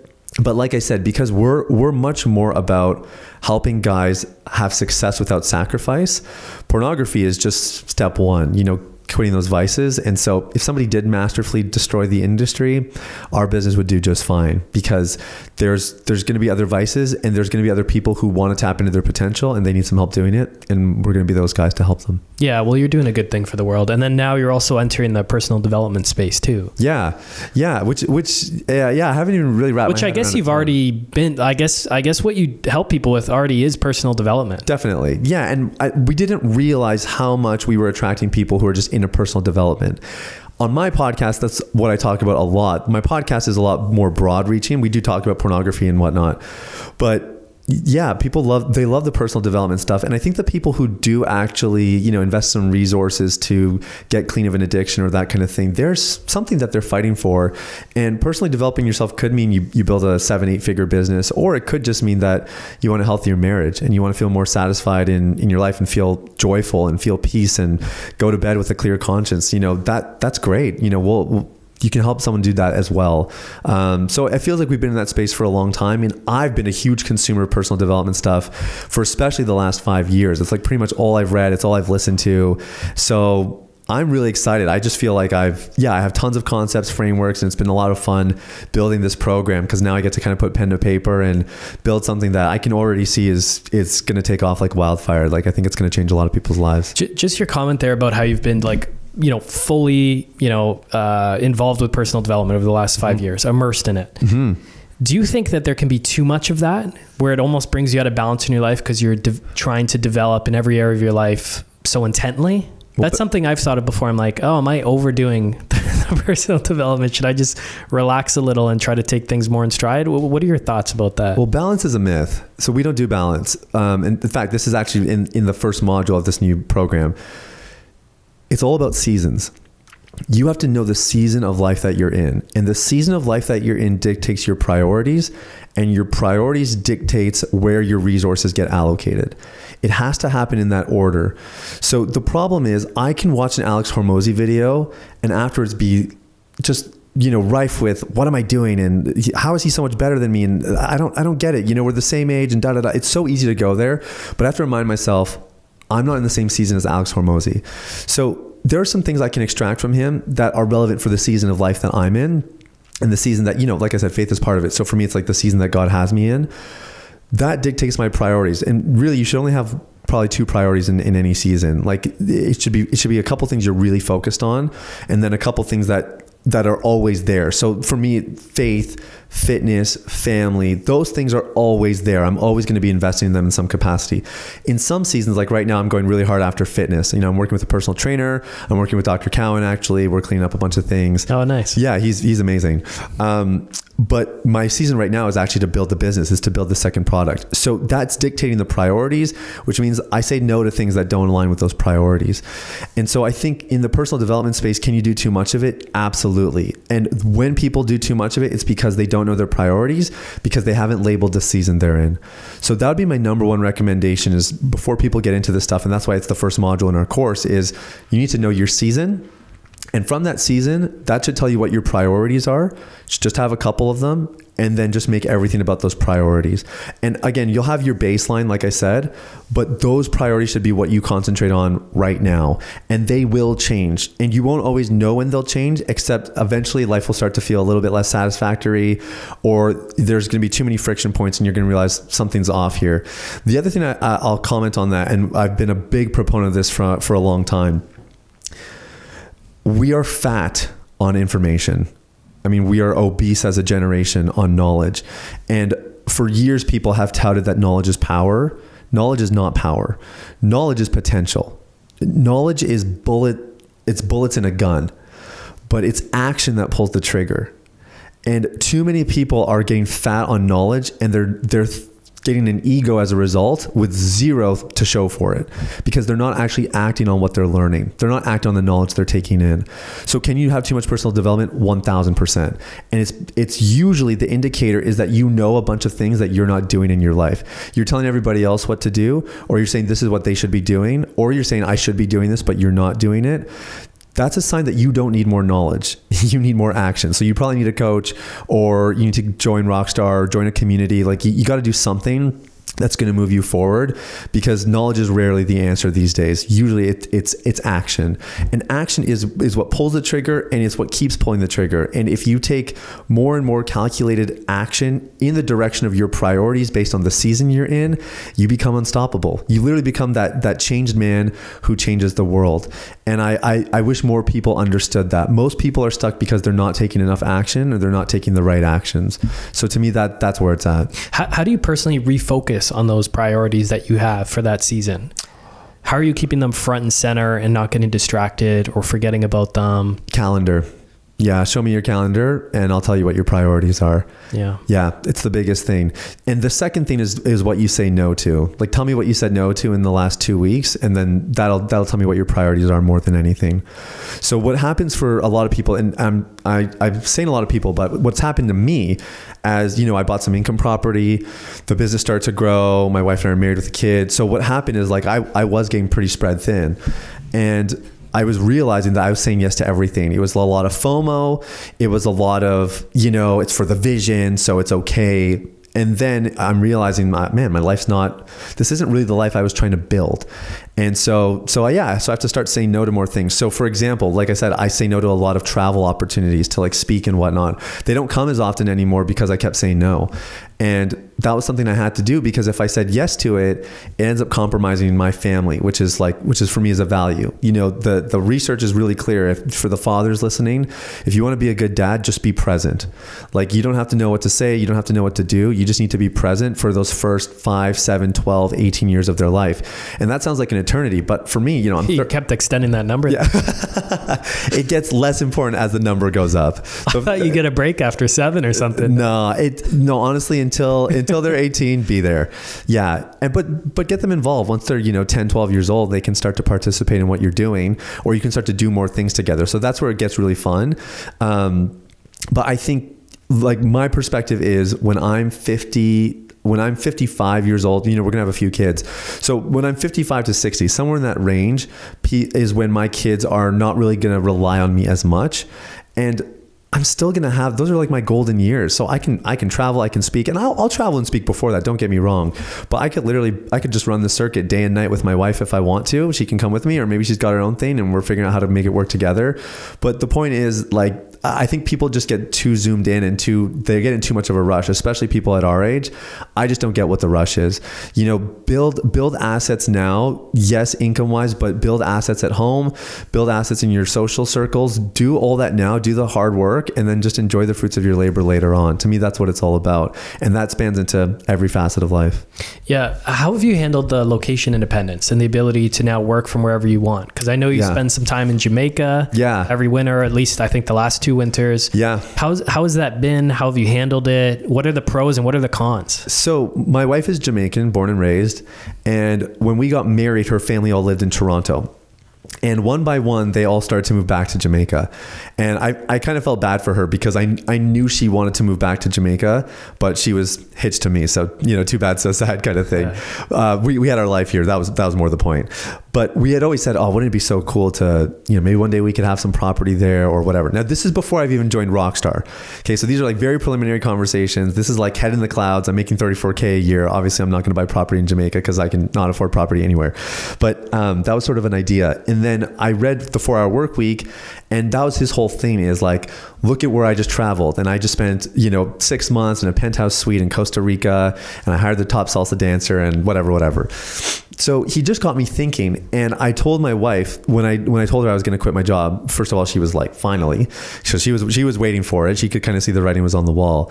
And then she said, could you reconsider whether or not we could maybe go to Jamaica, because the business was all digital at that point. And I said, yeah, I would definitely reconsider. Now, what was happening at that time is the vaccine mandates and all that stuff was ramping up here, and we were getting a little bit tired of it. And we wound up in Jamaica for 7 months during kind of the peak of when there was like the vaccine passport and all that. So we were never here for that. We don't even know what it looked like or anything like that. But I just wanted to try it. And I had just quit my job. So it was literally like I quit my job, screw Canada, we're going to Jamaica for 6 months. And we had a really good time. And we just got a taste of, this is kind of fun living somewhere else. I was worried about the internet. The internet was fine. And so we just made a decision after that. We're going to do this every year. We're not going to do it for 6 months, but we're going to do it for at least a little bit. We're not just going to take a 2-week vacation. We're going to come here for a bit. We got time with her family. The resorts are nearby and you're already there, so you just have to pay for the resort. So it ends up being really affordable if you spread it out over a couple of months. And yeah, we haven't looked back. So the location freedom, that was really important to me in the freedom kind of ladder. Location freedom was an easy one. And like I said, we do things in person. It's just the business doesn't need that to earn revenue. Because I like having those options. And now that, my in-laws live in Jamaica, we're raising a family. I want my kids to know their in-laws, but now I want them to see Jamaica, what a cool life they're going to get. So it's all that stuff. So the location freedom has been amazing. Does your wife work in your business with you? Yeah. My wife is my senior advisor. My wife sees things I don't see. She's way more discerning. I'm very trusting, kind of naively sometimes. And I get very excited about the vision and, especially with hiring. So if we hire someone now that's going to work full time for us, they have to go through my wife. That's the last check, because she's going to pick up things that I don't. And so she's been really helpful in that regard. Because like I said, sometimes I just see the vacancy, we need to fill it. And I will have a tendency to rush and maybe to hire the wrong person. Once a week we sit down and she wants to know what's going in the business, and she'll poke and prod, and she'll say I'm not an entrepreneur, or I don't think like a business owner, but she actually does. She's very entrepreneurial, and she always knows the right questions to ask. She has saved me so much money and so much time, because there are certain things I was going to do that would have been bad for the product or bad for the business. And there's certain things I was going to do that would have been bad for my employees. And she was like, whoa, no, you're not going to, you don't want to do that. Or she'll say, but have you thought this through, or, whatever. She's been so helpful. So she's not like day to day, which I think would be a lot harder for us to like work side by side day to day. We're both musicians on the side, and she's an incredible singer. So I helped her with her album because I used to be a recording artist. Oh, cool. And it was a really tough project for our marriage. Like we wrote these incredible songs together, and then like to actually record them logistically was really difficult. But when it comes to like the advising and stuff, I love it. Like I love just saying, hey, here's what's going on in the business. Here's where I'm struggling. What do you think? And she's so helpful. Like I look forward to that weekly. Like it's become like a date night. It's not just about business. Like I love hearing about her heart and what's going on with her, and all that kind of stuff. And we do have a rule, which is that we don't really talk about our kid at date night, because we talk about our kid every other day of the week. But it's been really good, and she's been really helpful. So how did you transition from, I know you quit the job, you went into full time. How much were you working at peak workaholic, peak getting the business off the ground? And how did you actually taper that down to the 25 hours a week? Yeah, I should say the 25 hours a week was always the vision, because I've had this thing in my, when I was, so my initial goal in university was to become a doctor, and I had the grades for it and everything, but I saw more doctors, and because I would get mentored by them, and I was in this extracurricular where they'd bring these doctors in every week and you'd hear about them. And in probably the probably the 100 doctors that I spoke with or that I heard give a presentation about, here's how I became a doctor and here's the life I have. Two of them talked about their family. And I remember I was 20 years old, and I remember just thinking, this is not it for me, because I'm going to get the prestige of being a doctor. I'm going to have the multi-six-figure salary. And then these guys just work all the time. They don't spend any time with their family. So that thing was planted in my heart from a much younger age. When I started the business, admittedly, I was working a lot. So I was up at 6. Cal Newport, love him for the deep work concept alone. So 6 to 8 was deep work. And then I would have breakfast. I'd drive to work 9 to 5. I'd come home, and then 7 to 10, I'd work on the business. And I'd close my laptop, I'd go to bed, and I'd repeat. And I was doing that 5 days a week. I protected my weekends, and my wife and I always got a date night. Those are the two things I protected. Pretty much everything else went to the business. And it was like that for a couple of years. Then I quit my job, and then but I was still in the habit of just doing all that work. I didn't even think about it.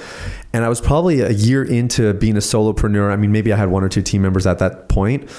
And I realized, wait, what am I doing? Why am I working so much? I don't need to do this anymore. So I took my evenings back. That was the first thing. I was still getting up in the mornings doing deep work. I wound up writing a book in that process, and that was really helpful. And after that book, I decided, I think I'm gonna do the deep work differently. So it was a very step-by-step kind of thing. Then I was working 9 to 5, just regular hours.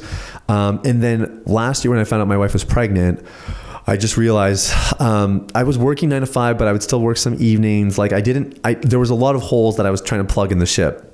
And so that's when I realized I need to hire. The company was very profitable, so I was fortunate I could do that as well quite easily. So that's when I started to hire, and that's when I really got my time back. And I made a decision when I hired. There's a book called Buy Back Your Time by Dan Martell. Highly recommend it for anyone who's entrepreneurial. Very, very helpful. But he taught me, you don't hire to fulfill tasks or whatever, responsibilities. You don't hire to scale your business. You hire to buy back your time. And in the process of buying back your time becomes more valuable, and you can keep scaling the business that way. So that's basically all I did. If I was working a full 40 hours a week, we would grow a lot faster. So we're going to grow a bit more slowly, because for me, it's maybe 25 to 30. But that's the way I want it, because I want to be with my son in these really formative years of his life. And the other thing that's happened in the process is working less has actually just cleared up my mind. So when I do deep work, or, I have 1 full day of deep work every week now, and it's my favorite week. It starts with a whiteboard, just a blank whiteboard, and I just start, writing, or right now I'm building the course. So it's a lot of fun. But what I'm realizing is I'm thinking better. I'm getting into that flow state a lot more quickly, because my other days are not super stressful, and I'm not jumping from one thing to the next. And so building out that team, hiring the right people has been huge. I've been very fortunate that way. And then building SOPs and systems on the back end, all that stuff really helps. Not just for me, but again, if my employees have clear minds, they know what's expected of them. I love it when my employees have dedicated deep work time as well. I want them to do the same things that help me scale, because if they can scale their roles, they'll the whole business benefits. So we've all worked on it together, but it was a gradual process to get here, but I had vision for it from the get-go. Yeah, good for you, man. Why real estate, and why Rockstar? With everything else you got going on, a growing, successful business, this asset that you're building, putting key people in place so that you can step back from it, work on those other priorities. Where do you see real estate fitting into that, and what initially attracted you to Rockstar? So my wife is bedridden. She's my fiance at the time. She's sick, can't pay the bills. I talked about the scenario already. And I had that coach, that mentor come to me and help me kind of get this program off the ground. At the same time, I was realizing how little I knew about money. And I always had dreamt about having wealth and having means. Like I said, even when I was thinking about becoming a doctor, that excited me because making money meant I could invest and I could be generous to my family and help my community. Like I always loved that. So, but now I just realized I actually don't know what I'm talking about. I don't know anything about money. So I went online and I was just looking for something local. I just wanted something local. And there were two things that came up in the ads. Okay. The first was Dean Graziosi. It was like 7 Millionaire Success Habits or something like that. He had a book he was promoting, and Rockstar Real Estate. Wow. So I signed up for both. And on the Tuesday, I went to Dean's thing. I didn't realize that these big influencers market themselves. They put themselves in the advertising, but they don't show up to the event. I didn't realize that was a thing. So I got to the event, and then it's just like this old fat guy from Texas talking about stocks. And I was so pissed. This is in Toronto? Yeah, this is in Toronto. Okay. So it was still good. I still I took notes. Like I said, I was determined to learn. I was taking notes. Then he got into stocks, and stocks just didn't appeal to me. I didn't know any rich people that talked about their stocks. That was basically the bottom line. So I walked out and I just said, okay, well, he was selling a $2,000 program at the back. I wasn't interested. And I wasn't like, well, I guess it's Rockstar then. I just thought, okay, I'll go check out Rockstar. And if that's a bust too, then I'll go to something else. So I went to Rockstar, and what I really noticed right away was that they came from a place of values. They were very value driven, which obviously you can tell from this interview, I'm very value driven as well. And I liked that. And it wasn't, here's how we're going to make you rich in the next 12 months. It was just, here's how you can build sustainable wealth. Here's why we're doing it. We're traveling with our family. And like, there was just something that really drew me to the messaging. And I think at that point, then when I saw the methods, and then I was living in Brampton at the time, but I was getting ready to move to St. Catharines. I had my sights set on it. And I still remember in the introductory class, Tom said, mark my words, St. Catharines is going to be a hot spot for rentals. And I was like, dude, you're preaching that. Just keep it coming. This is exactly what I want to hear, because I want to move there. So there was a bunch of things that all happened that made me go, I think I'm ready. I would say that's, in relative terms, that's pretty quick now. Usually I would take a bit more time. I would listen to the podcast and probably read a couple books, but it was only, I think it was maybe $50 a month, whatever is charged for the inner circle. And I needed some speed here. Like I need to get the ball rolling. And I think the big thing I would say from my Rockstar experience is I believe in educating myself more than anything else. So for the first 3 years, no, sorry, that's not true. For the first 2 years I was in Rockstar, I didn't buy any property. But to me, it was the best $50 a month I was spending, because I was getting access to all the classes.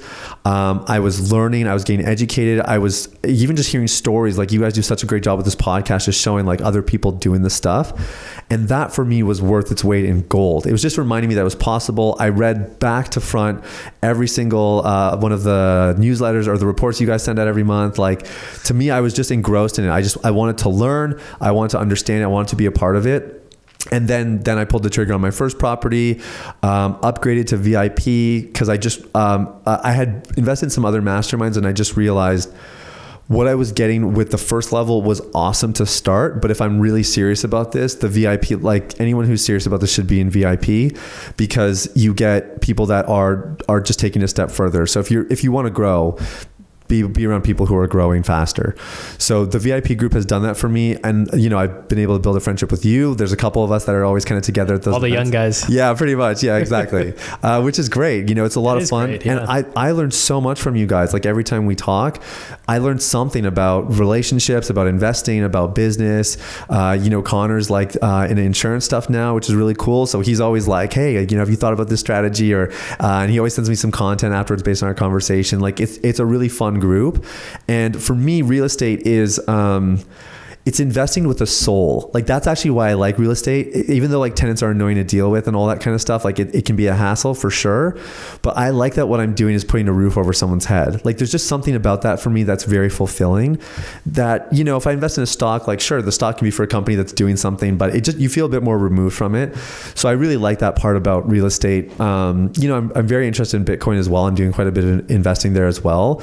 And I think I'll do more of it in the days ahead. And that's been a huge shift for me. And it's all because of this group, you know, but the Bitcoin standard, that was the clincher for me, you know. Safety's just amazing and super helpful. And now I can't get enough of it. And now I always think, I mean, you're on another level. You really challenged me with what we were talking about before. Like what is the cost of this relative to 1 unit of Bitcoin? I just think that's genius. And I probably need to start doing that. Again, this is why it's so helpful to have these conversations, but that definitely all that's just helped me think about sound money, hard money, and not just looking at the percent of return, but thinking about the inflation and, you know, like long term, like how hard is this actually? How much does it keep its value? You know, those things start to matter a lot more. So, that's been my journey. You know, the challenge for me with investing in properties and what I've had to kind of figure out has been how to do it without it taking up more of my time. Like if the toilet's leaky, I don't really want to get the call. So that means property management or that sort of thing. So it's been harder to figure out how to make property management work and everything and keep it cash flow positive, but it has been possible. We're doing it and I want to do more of it. You know, hopefully we'll get at least one more property before the year's over. I'm pretty sure of that. And we'll kind of see where it takes us. Nice, man. Was the house hack the first property that you bought? That was the first one. Yeah. And what a great way to get started, man. Dude, I mean, the business wasn't doing much back then and I was on my old salary. So we would not have gone into the market if it weren't for our ability to house hack. And I didn't even know people did that until I joined Rockstar. You know what I mean? So that's where as soon as I heard it, I told myself I can do that. And I talked to my wife about it and she was so excited. She's like, wait, we could have a mortgage, but the tenant would pay for the mortgage. That's amazing. You know, she was so excited about it. And we thought like we had found gold, you know? And so that's been amazing. And now the funny thing is what I've realized, and this is kind of going back to the minimalism stuff a little bit. My wife would love to buy a bigger house. And I've told her we will get a bigger house, but we don't need to buy a bigger house. And this house hacking is helping us get ahead so much right now that if we can even just do this for a couple more years, here's what we could have. Like we're thinking about buying our personal residence in cash, our next one. And obviously the business is the main reason for that, but things like house hacking and stuff, they put us in a position where we can start thinking about those things a little bit. And so it's been great. And I think sometimes what people do, even in my masterminds and some of my friends who own businesses, is they start to make some money and then they increase their means of living really quickly and they end up with the same margin in their life. So they're not actually getting ahead compounded. They're just getting ahead linearly. And so the problem is, yeah, you have a bigger house and yeah, you have a nicer car. But as far as like building a bigger future, there's very little compounding effect happening.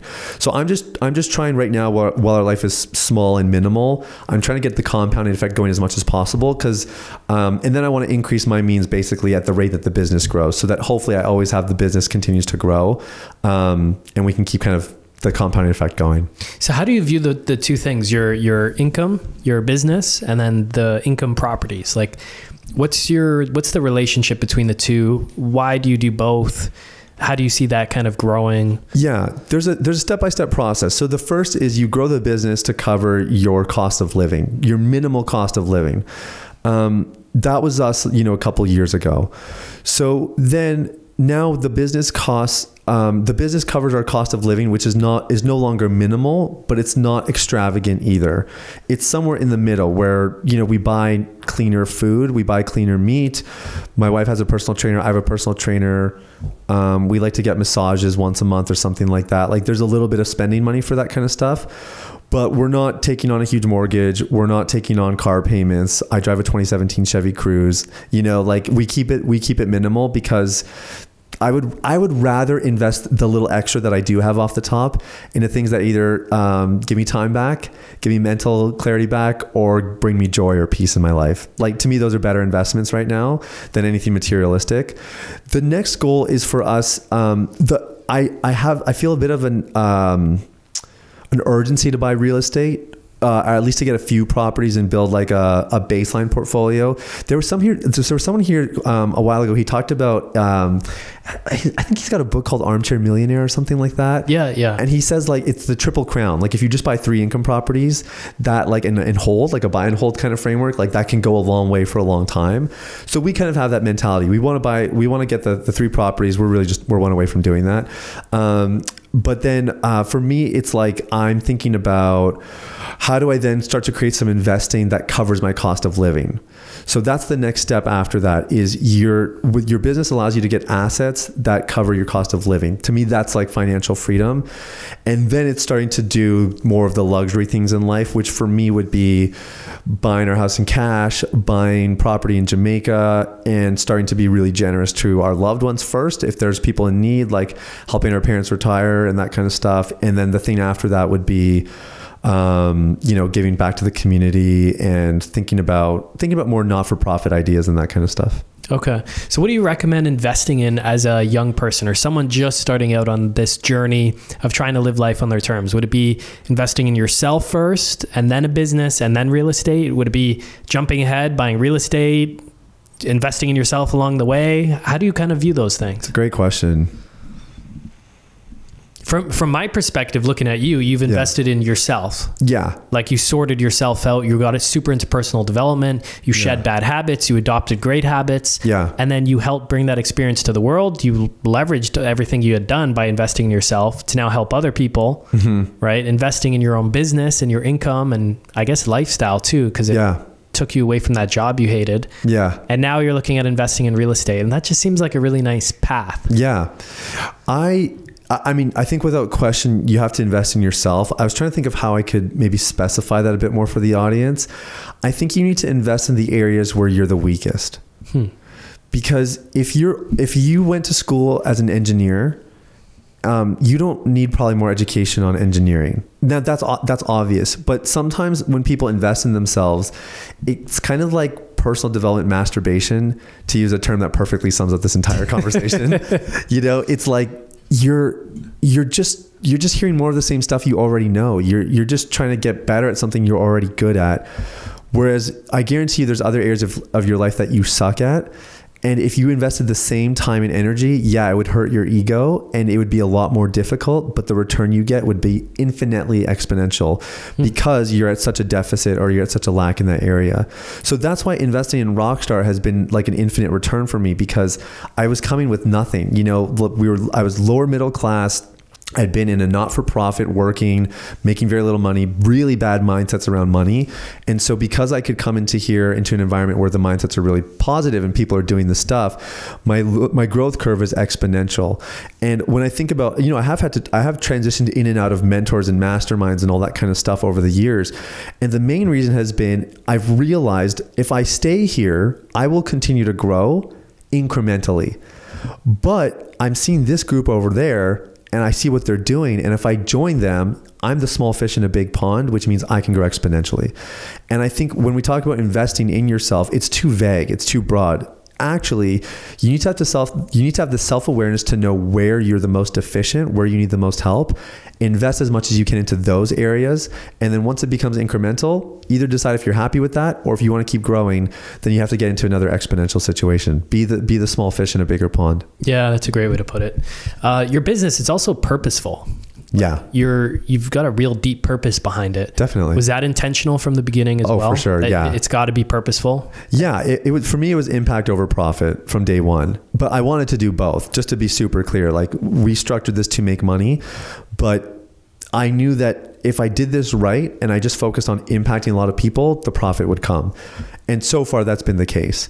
So even when I'm talking about, we're going to scale 2-3x over the next 18, 24 months, I'm not looking at what's the business strategy or how are we going to market this or whatever. What I'm asking is, how do we make more impact? And that's why we went back to survey our clients, ask where they need help, and we're building something that's going to help them. Because if I can help them and impact them, then we'll scale no problem, just by word of mouth alone. But it'll also become a lot easier to do the marketing and the strategy and everything else behind it. I think what happens otherwise, and the reason I'll be in this business for a very long time, it's going to take on different forms and whatever else, is because I feel like I'm doing the thing that God made me to do. Like I'm doing the thing that I was born to do. I love teaching. I love creating content. I love creating curriculum and frameworks. This is my thing. This is like what I do better than no one else, so to speak. Or maybe the better way to say it is, no one else can do it like Sathiya does it. And even coaching would be one layer beneath that, where I love coaching people, but I was happy to not outsource it, but I was happy to hire people to do that for me, because if I can find coaches that are really good, if I keep coaching, the business will grow, but it won't grow to the same degree as if I'm doing my unique ability here, which is more of the teaching, content development, and all that kind of stuff. So I think, I think that the impact part of it ties into what I feel like I'm born to do. And I don't think everybody gets to do it in maybe such an overt way, but I think of the engineer or the CEO, and if they see that what they're doing is really helping people, or it's making a difference, or sometimes it's even like, this product is okay, but at the end of the day, we're just selling Coca-Cola. But look at the people I'm leading, and look at how I get to make a difference in their lives. Like finding purpose in those things, I think that really, yes, it tethers you to what you're doing so that you'll stay committed to it, which is very important for success long term. You have to be committed. But I think more importantly is that you enjoy it. And now it feels like we're pursuing success without sacrificing the things that mean the most to us. How did you figure out that this was the thing you were born to do? Was it just analyzing yourself and really digging down, like, okay, these are the things I've been good at in my life, this is what I'm really attracted to? Or is it kind of just stumbling into it? It's sort of trial and error. So I was a university researcher. I used to tutor, so there was some teaching involved there. Then I became a pastor. Then I was a recording artist. And then, I used to travel around and speak. And I got a taste of a lot of different things. And when I was starting my business, so even in some of the earlier conversations before I had this coach help me build this program and all this kind of stuff, I read a book. What was the book? Was it a book or a newsletter? Something that said, hey, talk to your friends, your like top 5 friends, and ask them the following. What's the thing that you're the best at? What's something that you see I really enjoy, whatever. And I didn't really find their answers super helpful, if I'm being honest, because they were just scattered. They all knew me from different seasons of my life. But I realized I know the answers to all these questions. I know where I felt the most alive. I know where I felt the most drained. And what I realized is when I am speaking to other people, helping them solve interpersonal issues, that's when I'm the most excited. Mm-hmm. So that's what kind of got the ball rolling. And then as I kind of delved deeper and I had this coaching model, every 3 to 4 months, I have to look at where am I spending my time and what do I need to delegate or hire somebody for?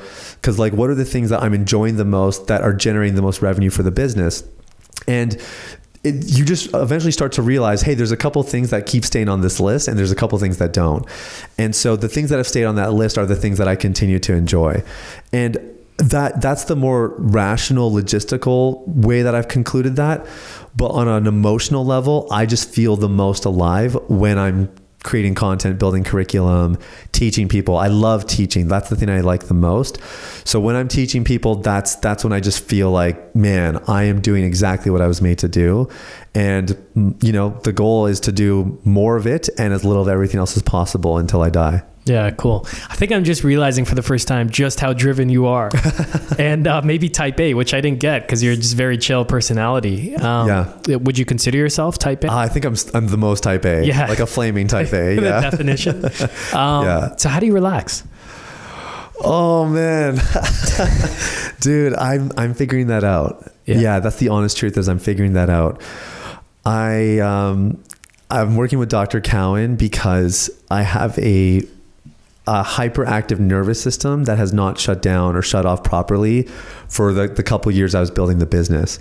So he's really helping me. Like my HRV is super low and I've always been good with work boundaries. So like I said, even when I was hustling and grinding, I wasn't working on weekends. I still had the date night and I wasn't even checking emails. Like I've always been good with the logistical boundaries. But then mentally, like my body's still a bit wired. I'm still racing. My mind's still racing, all that kind of stuff. So It's probably in the last year, because as soon as I realized I was going to become a father, that's when I realized this isn't okay, because I don't want to be the dad who takes his kid to the park and he's just on his phone the whole time while his kid's like looking over his shoulder to see if his dad's paying off attention. The monkey bars. Yeah, exactly. 100%. Like like I said, that's really important to me. So I'm figuring out how to relax, but a couple things that I've identified is, number one is like spending time with my wife. I enjoy that so much. And whether we're going out for dinner, whether we're just watching a movie, just making time for those. And it comes and it goes, because when my son was first born, we barely got any time together, because when she's sleeping, I'm with the kid. And when I'm sleeping, she's with the kid. Like it's really just the last few months that, he's sleeping really well now. And so we are getting those evenings back. I'm looking at like doing sports. I lift 5 times a week. So going to the gym is really helpful. And this was even a productivity hack for me. I was working out in the middle of the day. I was working out at noon. It just made sense to fit it into my lunch. And then I was realizing that actually working out in the middle of the day is messing up everything. Like I would do my deep work and then I would always be looking at the clock in the morning to be like, oh, I got to go work out soon. Got to work. So they call it the Zickernig effect, which is the what? Zickernig. I think it's the guy who founded it. Okay. So you don't commit as much to the thing you're doing because there's an end to it. And so I realized like I need to start working out at the end of the day, because otherwise I'm basically kiboshing whatever I do in the morning, because I keep looking at the clock until I have to go to my workout. Anyways, just a small thing. But working out at the end of my workday has been really helpful to de-stress. It feels like the day ends and then I go home. So I'm still figuring it out. The other thing that's been really helpful is realizing that when you have a little kid, and like I said, we intend to have more kids in relatively quick succession, is relaxing is a little bit of a myth. You have to learn how to actually relax in the midst of the chaos. So it's not about it is a little bit about, you do have to have those concentrated times where for me, it's my downtime. I'm pretty extroverted, but I do need my downtime. So sometimes I have to get up a little bit earlier to make that happen, or my wife and I will coordinate and she'll take the kid for a few hours so I can have that, and vice versa. But then the other side of it is just when I come home from work at 5 o'clock, work is done, my phone goes on the charging station and I'm just with my kid. And he's drooling and he's, it's so much fun, but my mind does want to go check to see if I had other messages and whatever. And it's just learning like, hey, when I'm here, I'm here. I'm just going to do this. And I've actually been able to do that really well. And my HRV and all the medical metrics are like increasing as a result.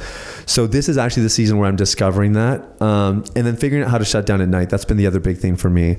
So it's funny. I've been a reader for a long time. My parents were in Amway. I haven't heard anyone here talk about Amway, but I'm guessing some of the rockstar people were probably in Amway at some point. Sorry, what is Amway? Oh, you haven't heard of Amway? I have. No one pitched you on it? No, it's... Oh, dude. It's I'd be cleaning up on you right now if I was selling Amway. Yeah, it's MLM. MLM? It's like the MLM. Amway, okay, yeah. I've definitely heard of it. I don't know what it is, though. So they drilled it into your head. I mean, we don't have to... Amway basically had these products. Think of like an old school doTERRA. Or what's a doTERRA? Dude, you have not been hit up with all the MLMs. I'm impressed. Your friend circle is pretty clean. I got the Verve Vimo energy drink. I don't know if there you go. Yeah. So Amway's kind of like that. They had like cleaning products, and they eventually expanded, and then you become an independent business owner for like $300, and you just go and sell the products, and then you get a percentage of their downline revenue. So if they go and they find people and they generate revenue, you get a percentage, and the classic MLM framework. So one of the things that was drilled into them in Amway is that you read books. And my parents drilled that into us. And so it was like, you read books. So I used to read at night all the time, and it really helped me fall asleep. And then I hired a health coach. This is like a year or two ago. This is when I was starting to realize, okay, the business, like I'm not burnt out, but I can tell I'm going in that direction and I don't like it. So I hired a health coach, and one of the first things she did is she said, what do you do at night before you go to bed? And I told her, usually I just brush my teeth, I put on my pajamas, and I read a bit. She said, what do you read? And I said, business books. She said, stop that. We're not doing that anymore. So I said, okay. I said, can I read though? Like I've been reading before I go to bed since I was a kid. She said, yeah, but just read nonfiction or something else. But she said, to be honest, you probably shouldn't read because I think it's stimulating your brain and blah, blah, blah, blah, blah. So I stopped doing it, and my sleep went awful. Like I had a harder time falling asleep. I'm waking up in the middle of the night. Oh. So just in the last few months, as I was evaluating, how did my sleep get so bad in a year when I hired more people, I have more free time, my son is born, like my quality of life's gone up. Why am I sleeping worse? I mean, I guess that's obvious why I'm sleeping worse, but it was beyond that, just having a newborn who's crying in the middle of the night. And I was like, hey, I stopped reading. Maybe she was wrong. I'm not working with her anymore. Maybe she was wrong. Maybe reading's actually okay. So I started reading. Again, I'd read like the Rockstar newsletter before I go to bed, or I'd read my business books, and I would just knock out and I would have great sleeps. So before I go to bed now, I take a hot shower and I read, and I'm sleeping like a baby these days. So again, it's trial and error. Those things are helping me relax. This was a really long answer. I apologize. No. But it's making me think maybe I should get back to that, because I've gone through phases where I read a little bit and it does knock me out because it just makes you so tired. Yeah, I guess the last thing you want to do at the end of the day, almost for me at least. Yeah. It's just, my mind's already tired. As soon as I start reading, I have to put that mental effort in. I'm out. Yeah, exactly. Although I realized I misspoke earlier. She was saying you should read fiction. The idea was that nonfiction, if I as a business owner read about business while I'm going to bed, that's going to get thoughts going. It's going to affect sleep. She was saying read fiction, and I haven't taken her up on that piece of advice, which maybe would be the next step. But everything feels pretty dialed in on that front. I think the big challenge for me, the reason I'd say like I don't have this figured out yet, is figuring out social life. It's been a huge challenge at this stage of life. I think just having a kid and the business, and you want to find people that are like-minded, but then, like North End St. Catharines is kind of a small pocket. So then, I have, what are you trying to say, man? I'm trying to say I have some amazing friends who are not business owners, basically. Yeah. And realizing that they have great values and we align on all those other things. So I'll pay into the mastermind and I'll get my business community there. But just learning to build friendships. And my wife and I we like the pop-in culture. Like we like it when people just show up, or we can just kind of pop in and hang out for a little bit, or hang out for a long time depending on the night. So for us, that means we say no to a lot. We love getting involved in things, but we're really selective because we want to kind of have that flexibility in our schedule and try to build it out. But that's not something we've done super successfully yet. That's just something that we're working towards. That pop-in culture, I haven't thought about this, but that like just doesn't exist anymore. Yeah, and the GTA, it's lost. Like we lived in Brampton for a few years, and I was telling you this, we have friends all around the GTA, like amazing friends, and we love them so dearly, and we would have the most incredible times together, and we could only schedule a hangout with them maybe once a month. So it was just really difficult, and they're still great friends. We actually just saw all of them on the weekend. There was a baby shower, and like we're still in touch, and they're some of the most special people in our lives. But part of the reason we moved to St. Catharines was, there was some rebuilding involved in that process, but it meant that we could have friends who were just close by, who could pop in, and we like it. And I'm 5 minutes away from my parents, so now I have babysitting built in just around the corner. My brother's 5 minutes in the other direction. We're all close, and it's kind of the way I like it. I don't know that it'll be this way forever. I can't control where my family lives, but we're trying to set ourselves up for a really good quality of life that has healthy connections and healthy pieces in place in that regard. Yeah, you live in a great little pocket up there. North End St. Catharines, it's great. It is really nice lifestyle there. Yeah, it's just chill. It's a slower pace of life. I think even just living in Toronto, it is harder to relax and to calm down. I think that definitely contributed a bit to some of it. Because even, when you live in Brampton, you just pop out to go to like the Freshco, and like it's horns honking, and it's cars crashing. Yeah, and I got some Indian auntie correcting me on the pronunciation of my name, and you know what I mean? Like you're just dealing with all the shenanigans, and because everything's just so much. It is absolute chaos. Yeah, so I guess not all of Toronto's like that. Like this area is actually really nice. I was in Burlington the other day with my friend on the water, and I'm like, this area is gorgeous. It's great. Mm-hmm. So there's some good areas, but I knew St. Catharines because I did high school and university there, and my family was there, so it's been good for us. Cool, man. Thank you just for walking us through your whole story. It's super inspiring, man, just to hear from the beginnings, the $34K a year, to now seemingly solving a money problem in your life, and getting that sorted out, which is now leading you to take care of your health, to be there for your kid, to be there for your wife, to build out that social life, the pop-ins, all that stuff. It's really, really inspiring to see, man. I know you've been a long-term, listener of this podcast and following Tom and Nick, and I almost wish one of them was here so they could hear this. I'm going to be telling them to listen to this one. Yeah, for sure. Because you said a lot of kind words that I know that they would really appreciate. So it's just cool, man. It's really cool. It's an amazing group. And Tom in particular, I've gotten to know Tom and Nick, but Tom has been so generous just with like offering advice and insight. I still remember like this was a couple years ago, but I booked a meeting with him because I'm a VIP, so I can do that. And he was just asking me, he's like, so where are your assets? That, like, I had all this business stuff and I was like kind of proud of the business growth, and he like didn't care about it. He just asked, where are your assets? And I said, well, I mean, my wife and I are house hacking. He said, yeah, but where are your assets? And I was like, I don't know. He said, look, if like all the people I know that are my age that are successful, they have an asset base. And if you're not building that asset base now, you're going to be the guy who's successful and is living paycheck to paycheck when you're 50 years old. And like, there's moments like that I've had in this community where if I wouldn't have had it, I don't know where I'd be right now. So I'm forever indebted. And last year I listened to 2 podcasts. I listened to Mind Pump, the fitness podcast, because I was trying to develop my body more. And I listened to Rockstar because I wanted to keep growing and especially learning investing a lot better. And it's been cool, like in a span of a few months to be on, I was on Mind Pump a few months ago to be on this podcast. Yeah, it's amazing.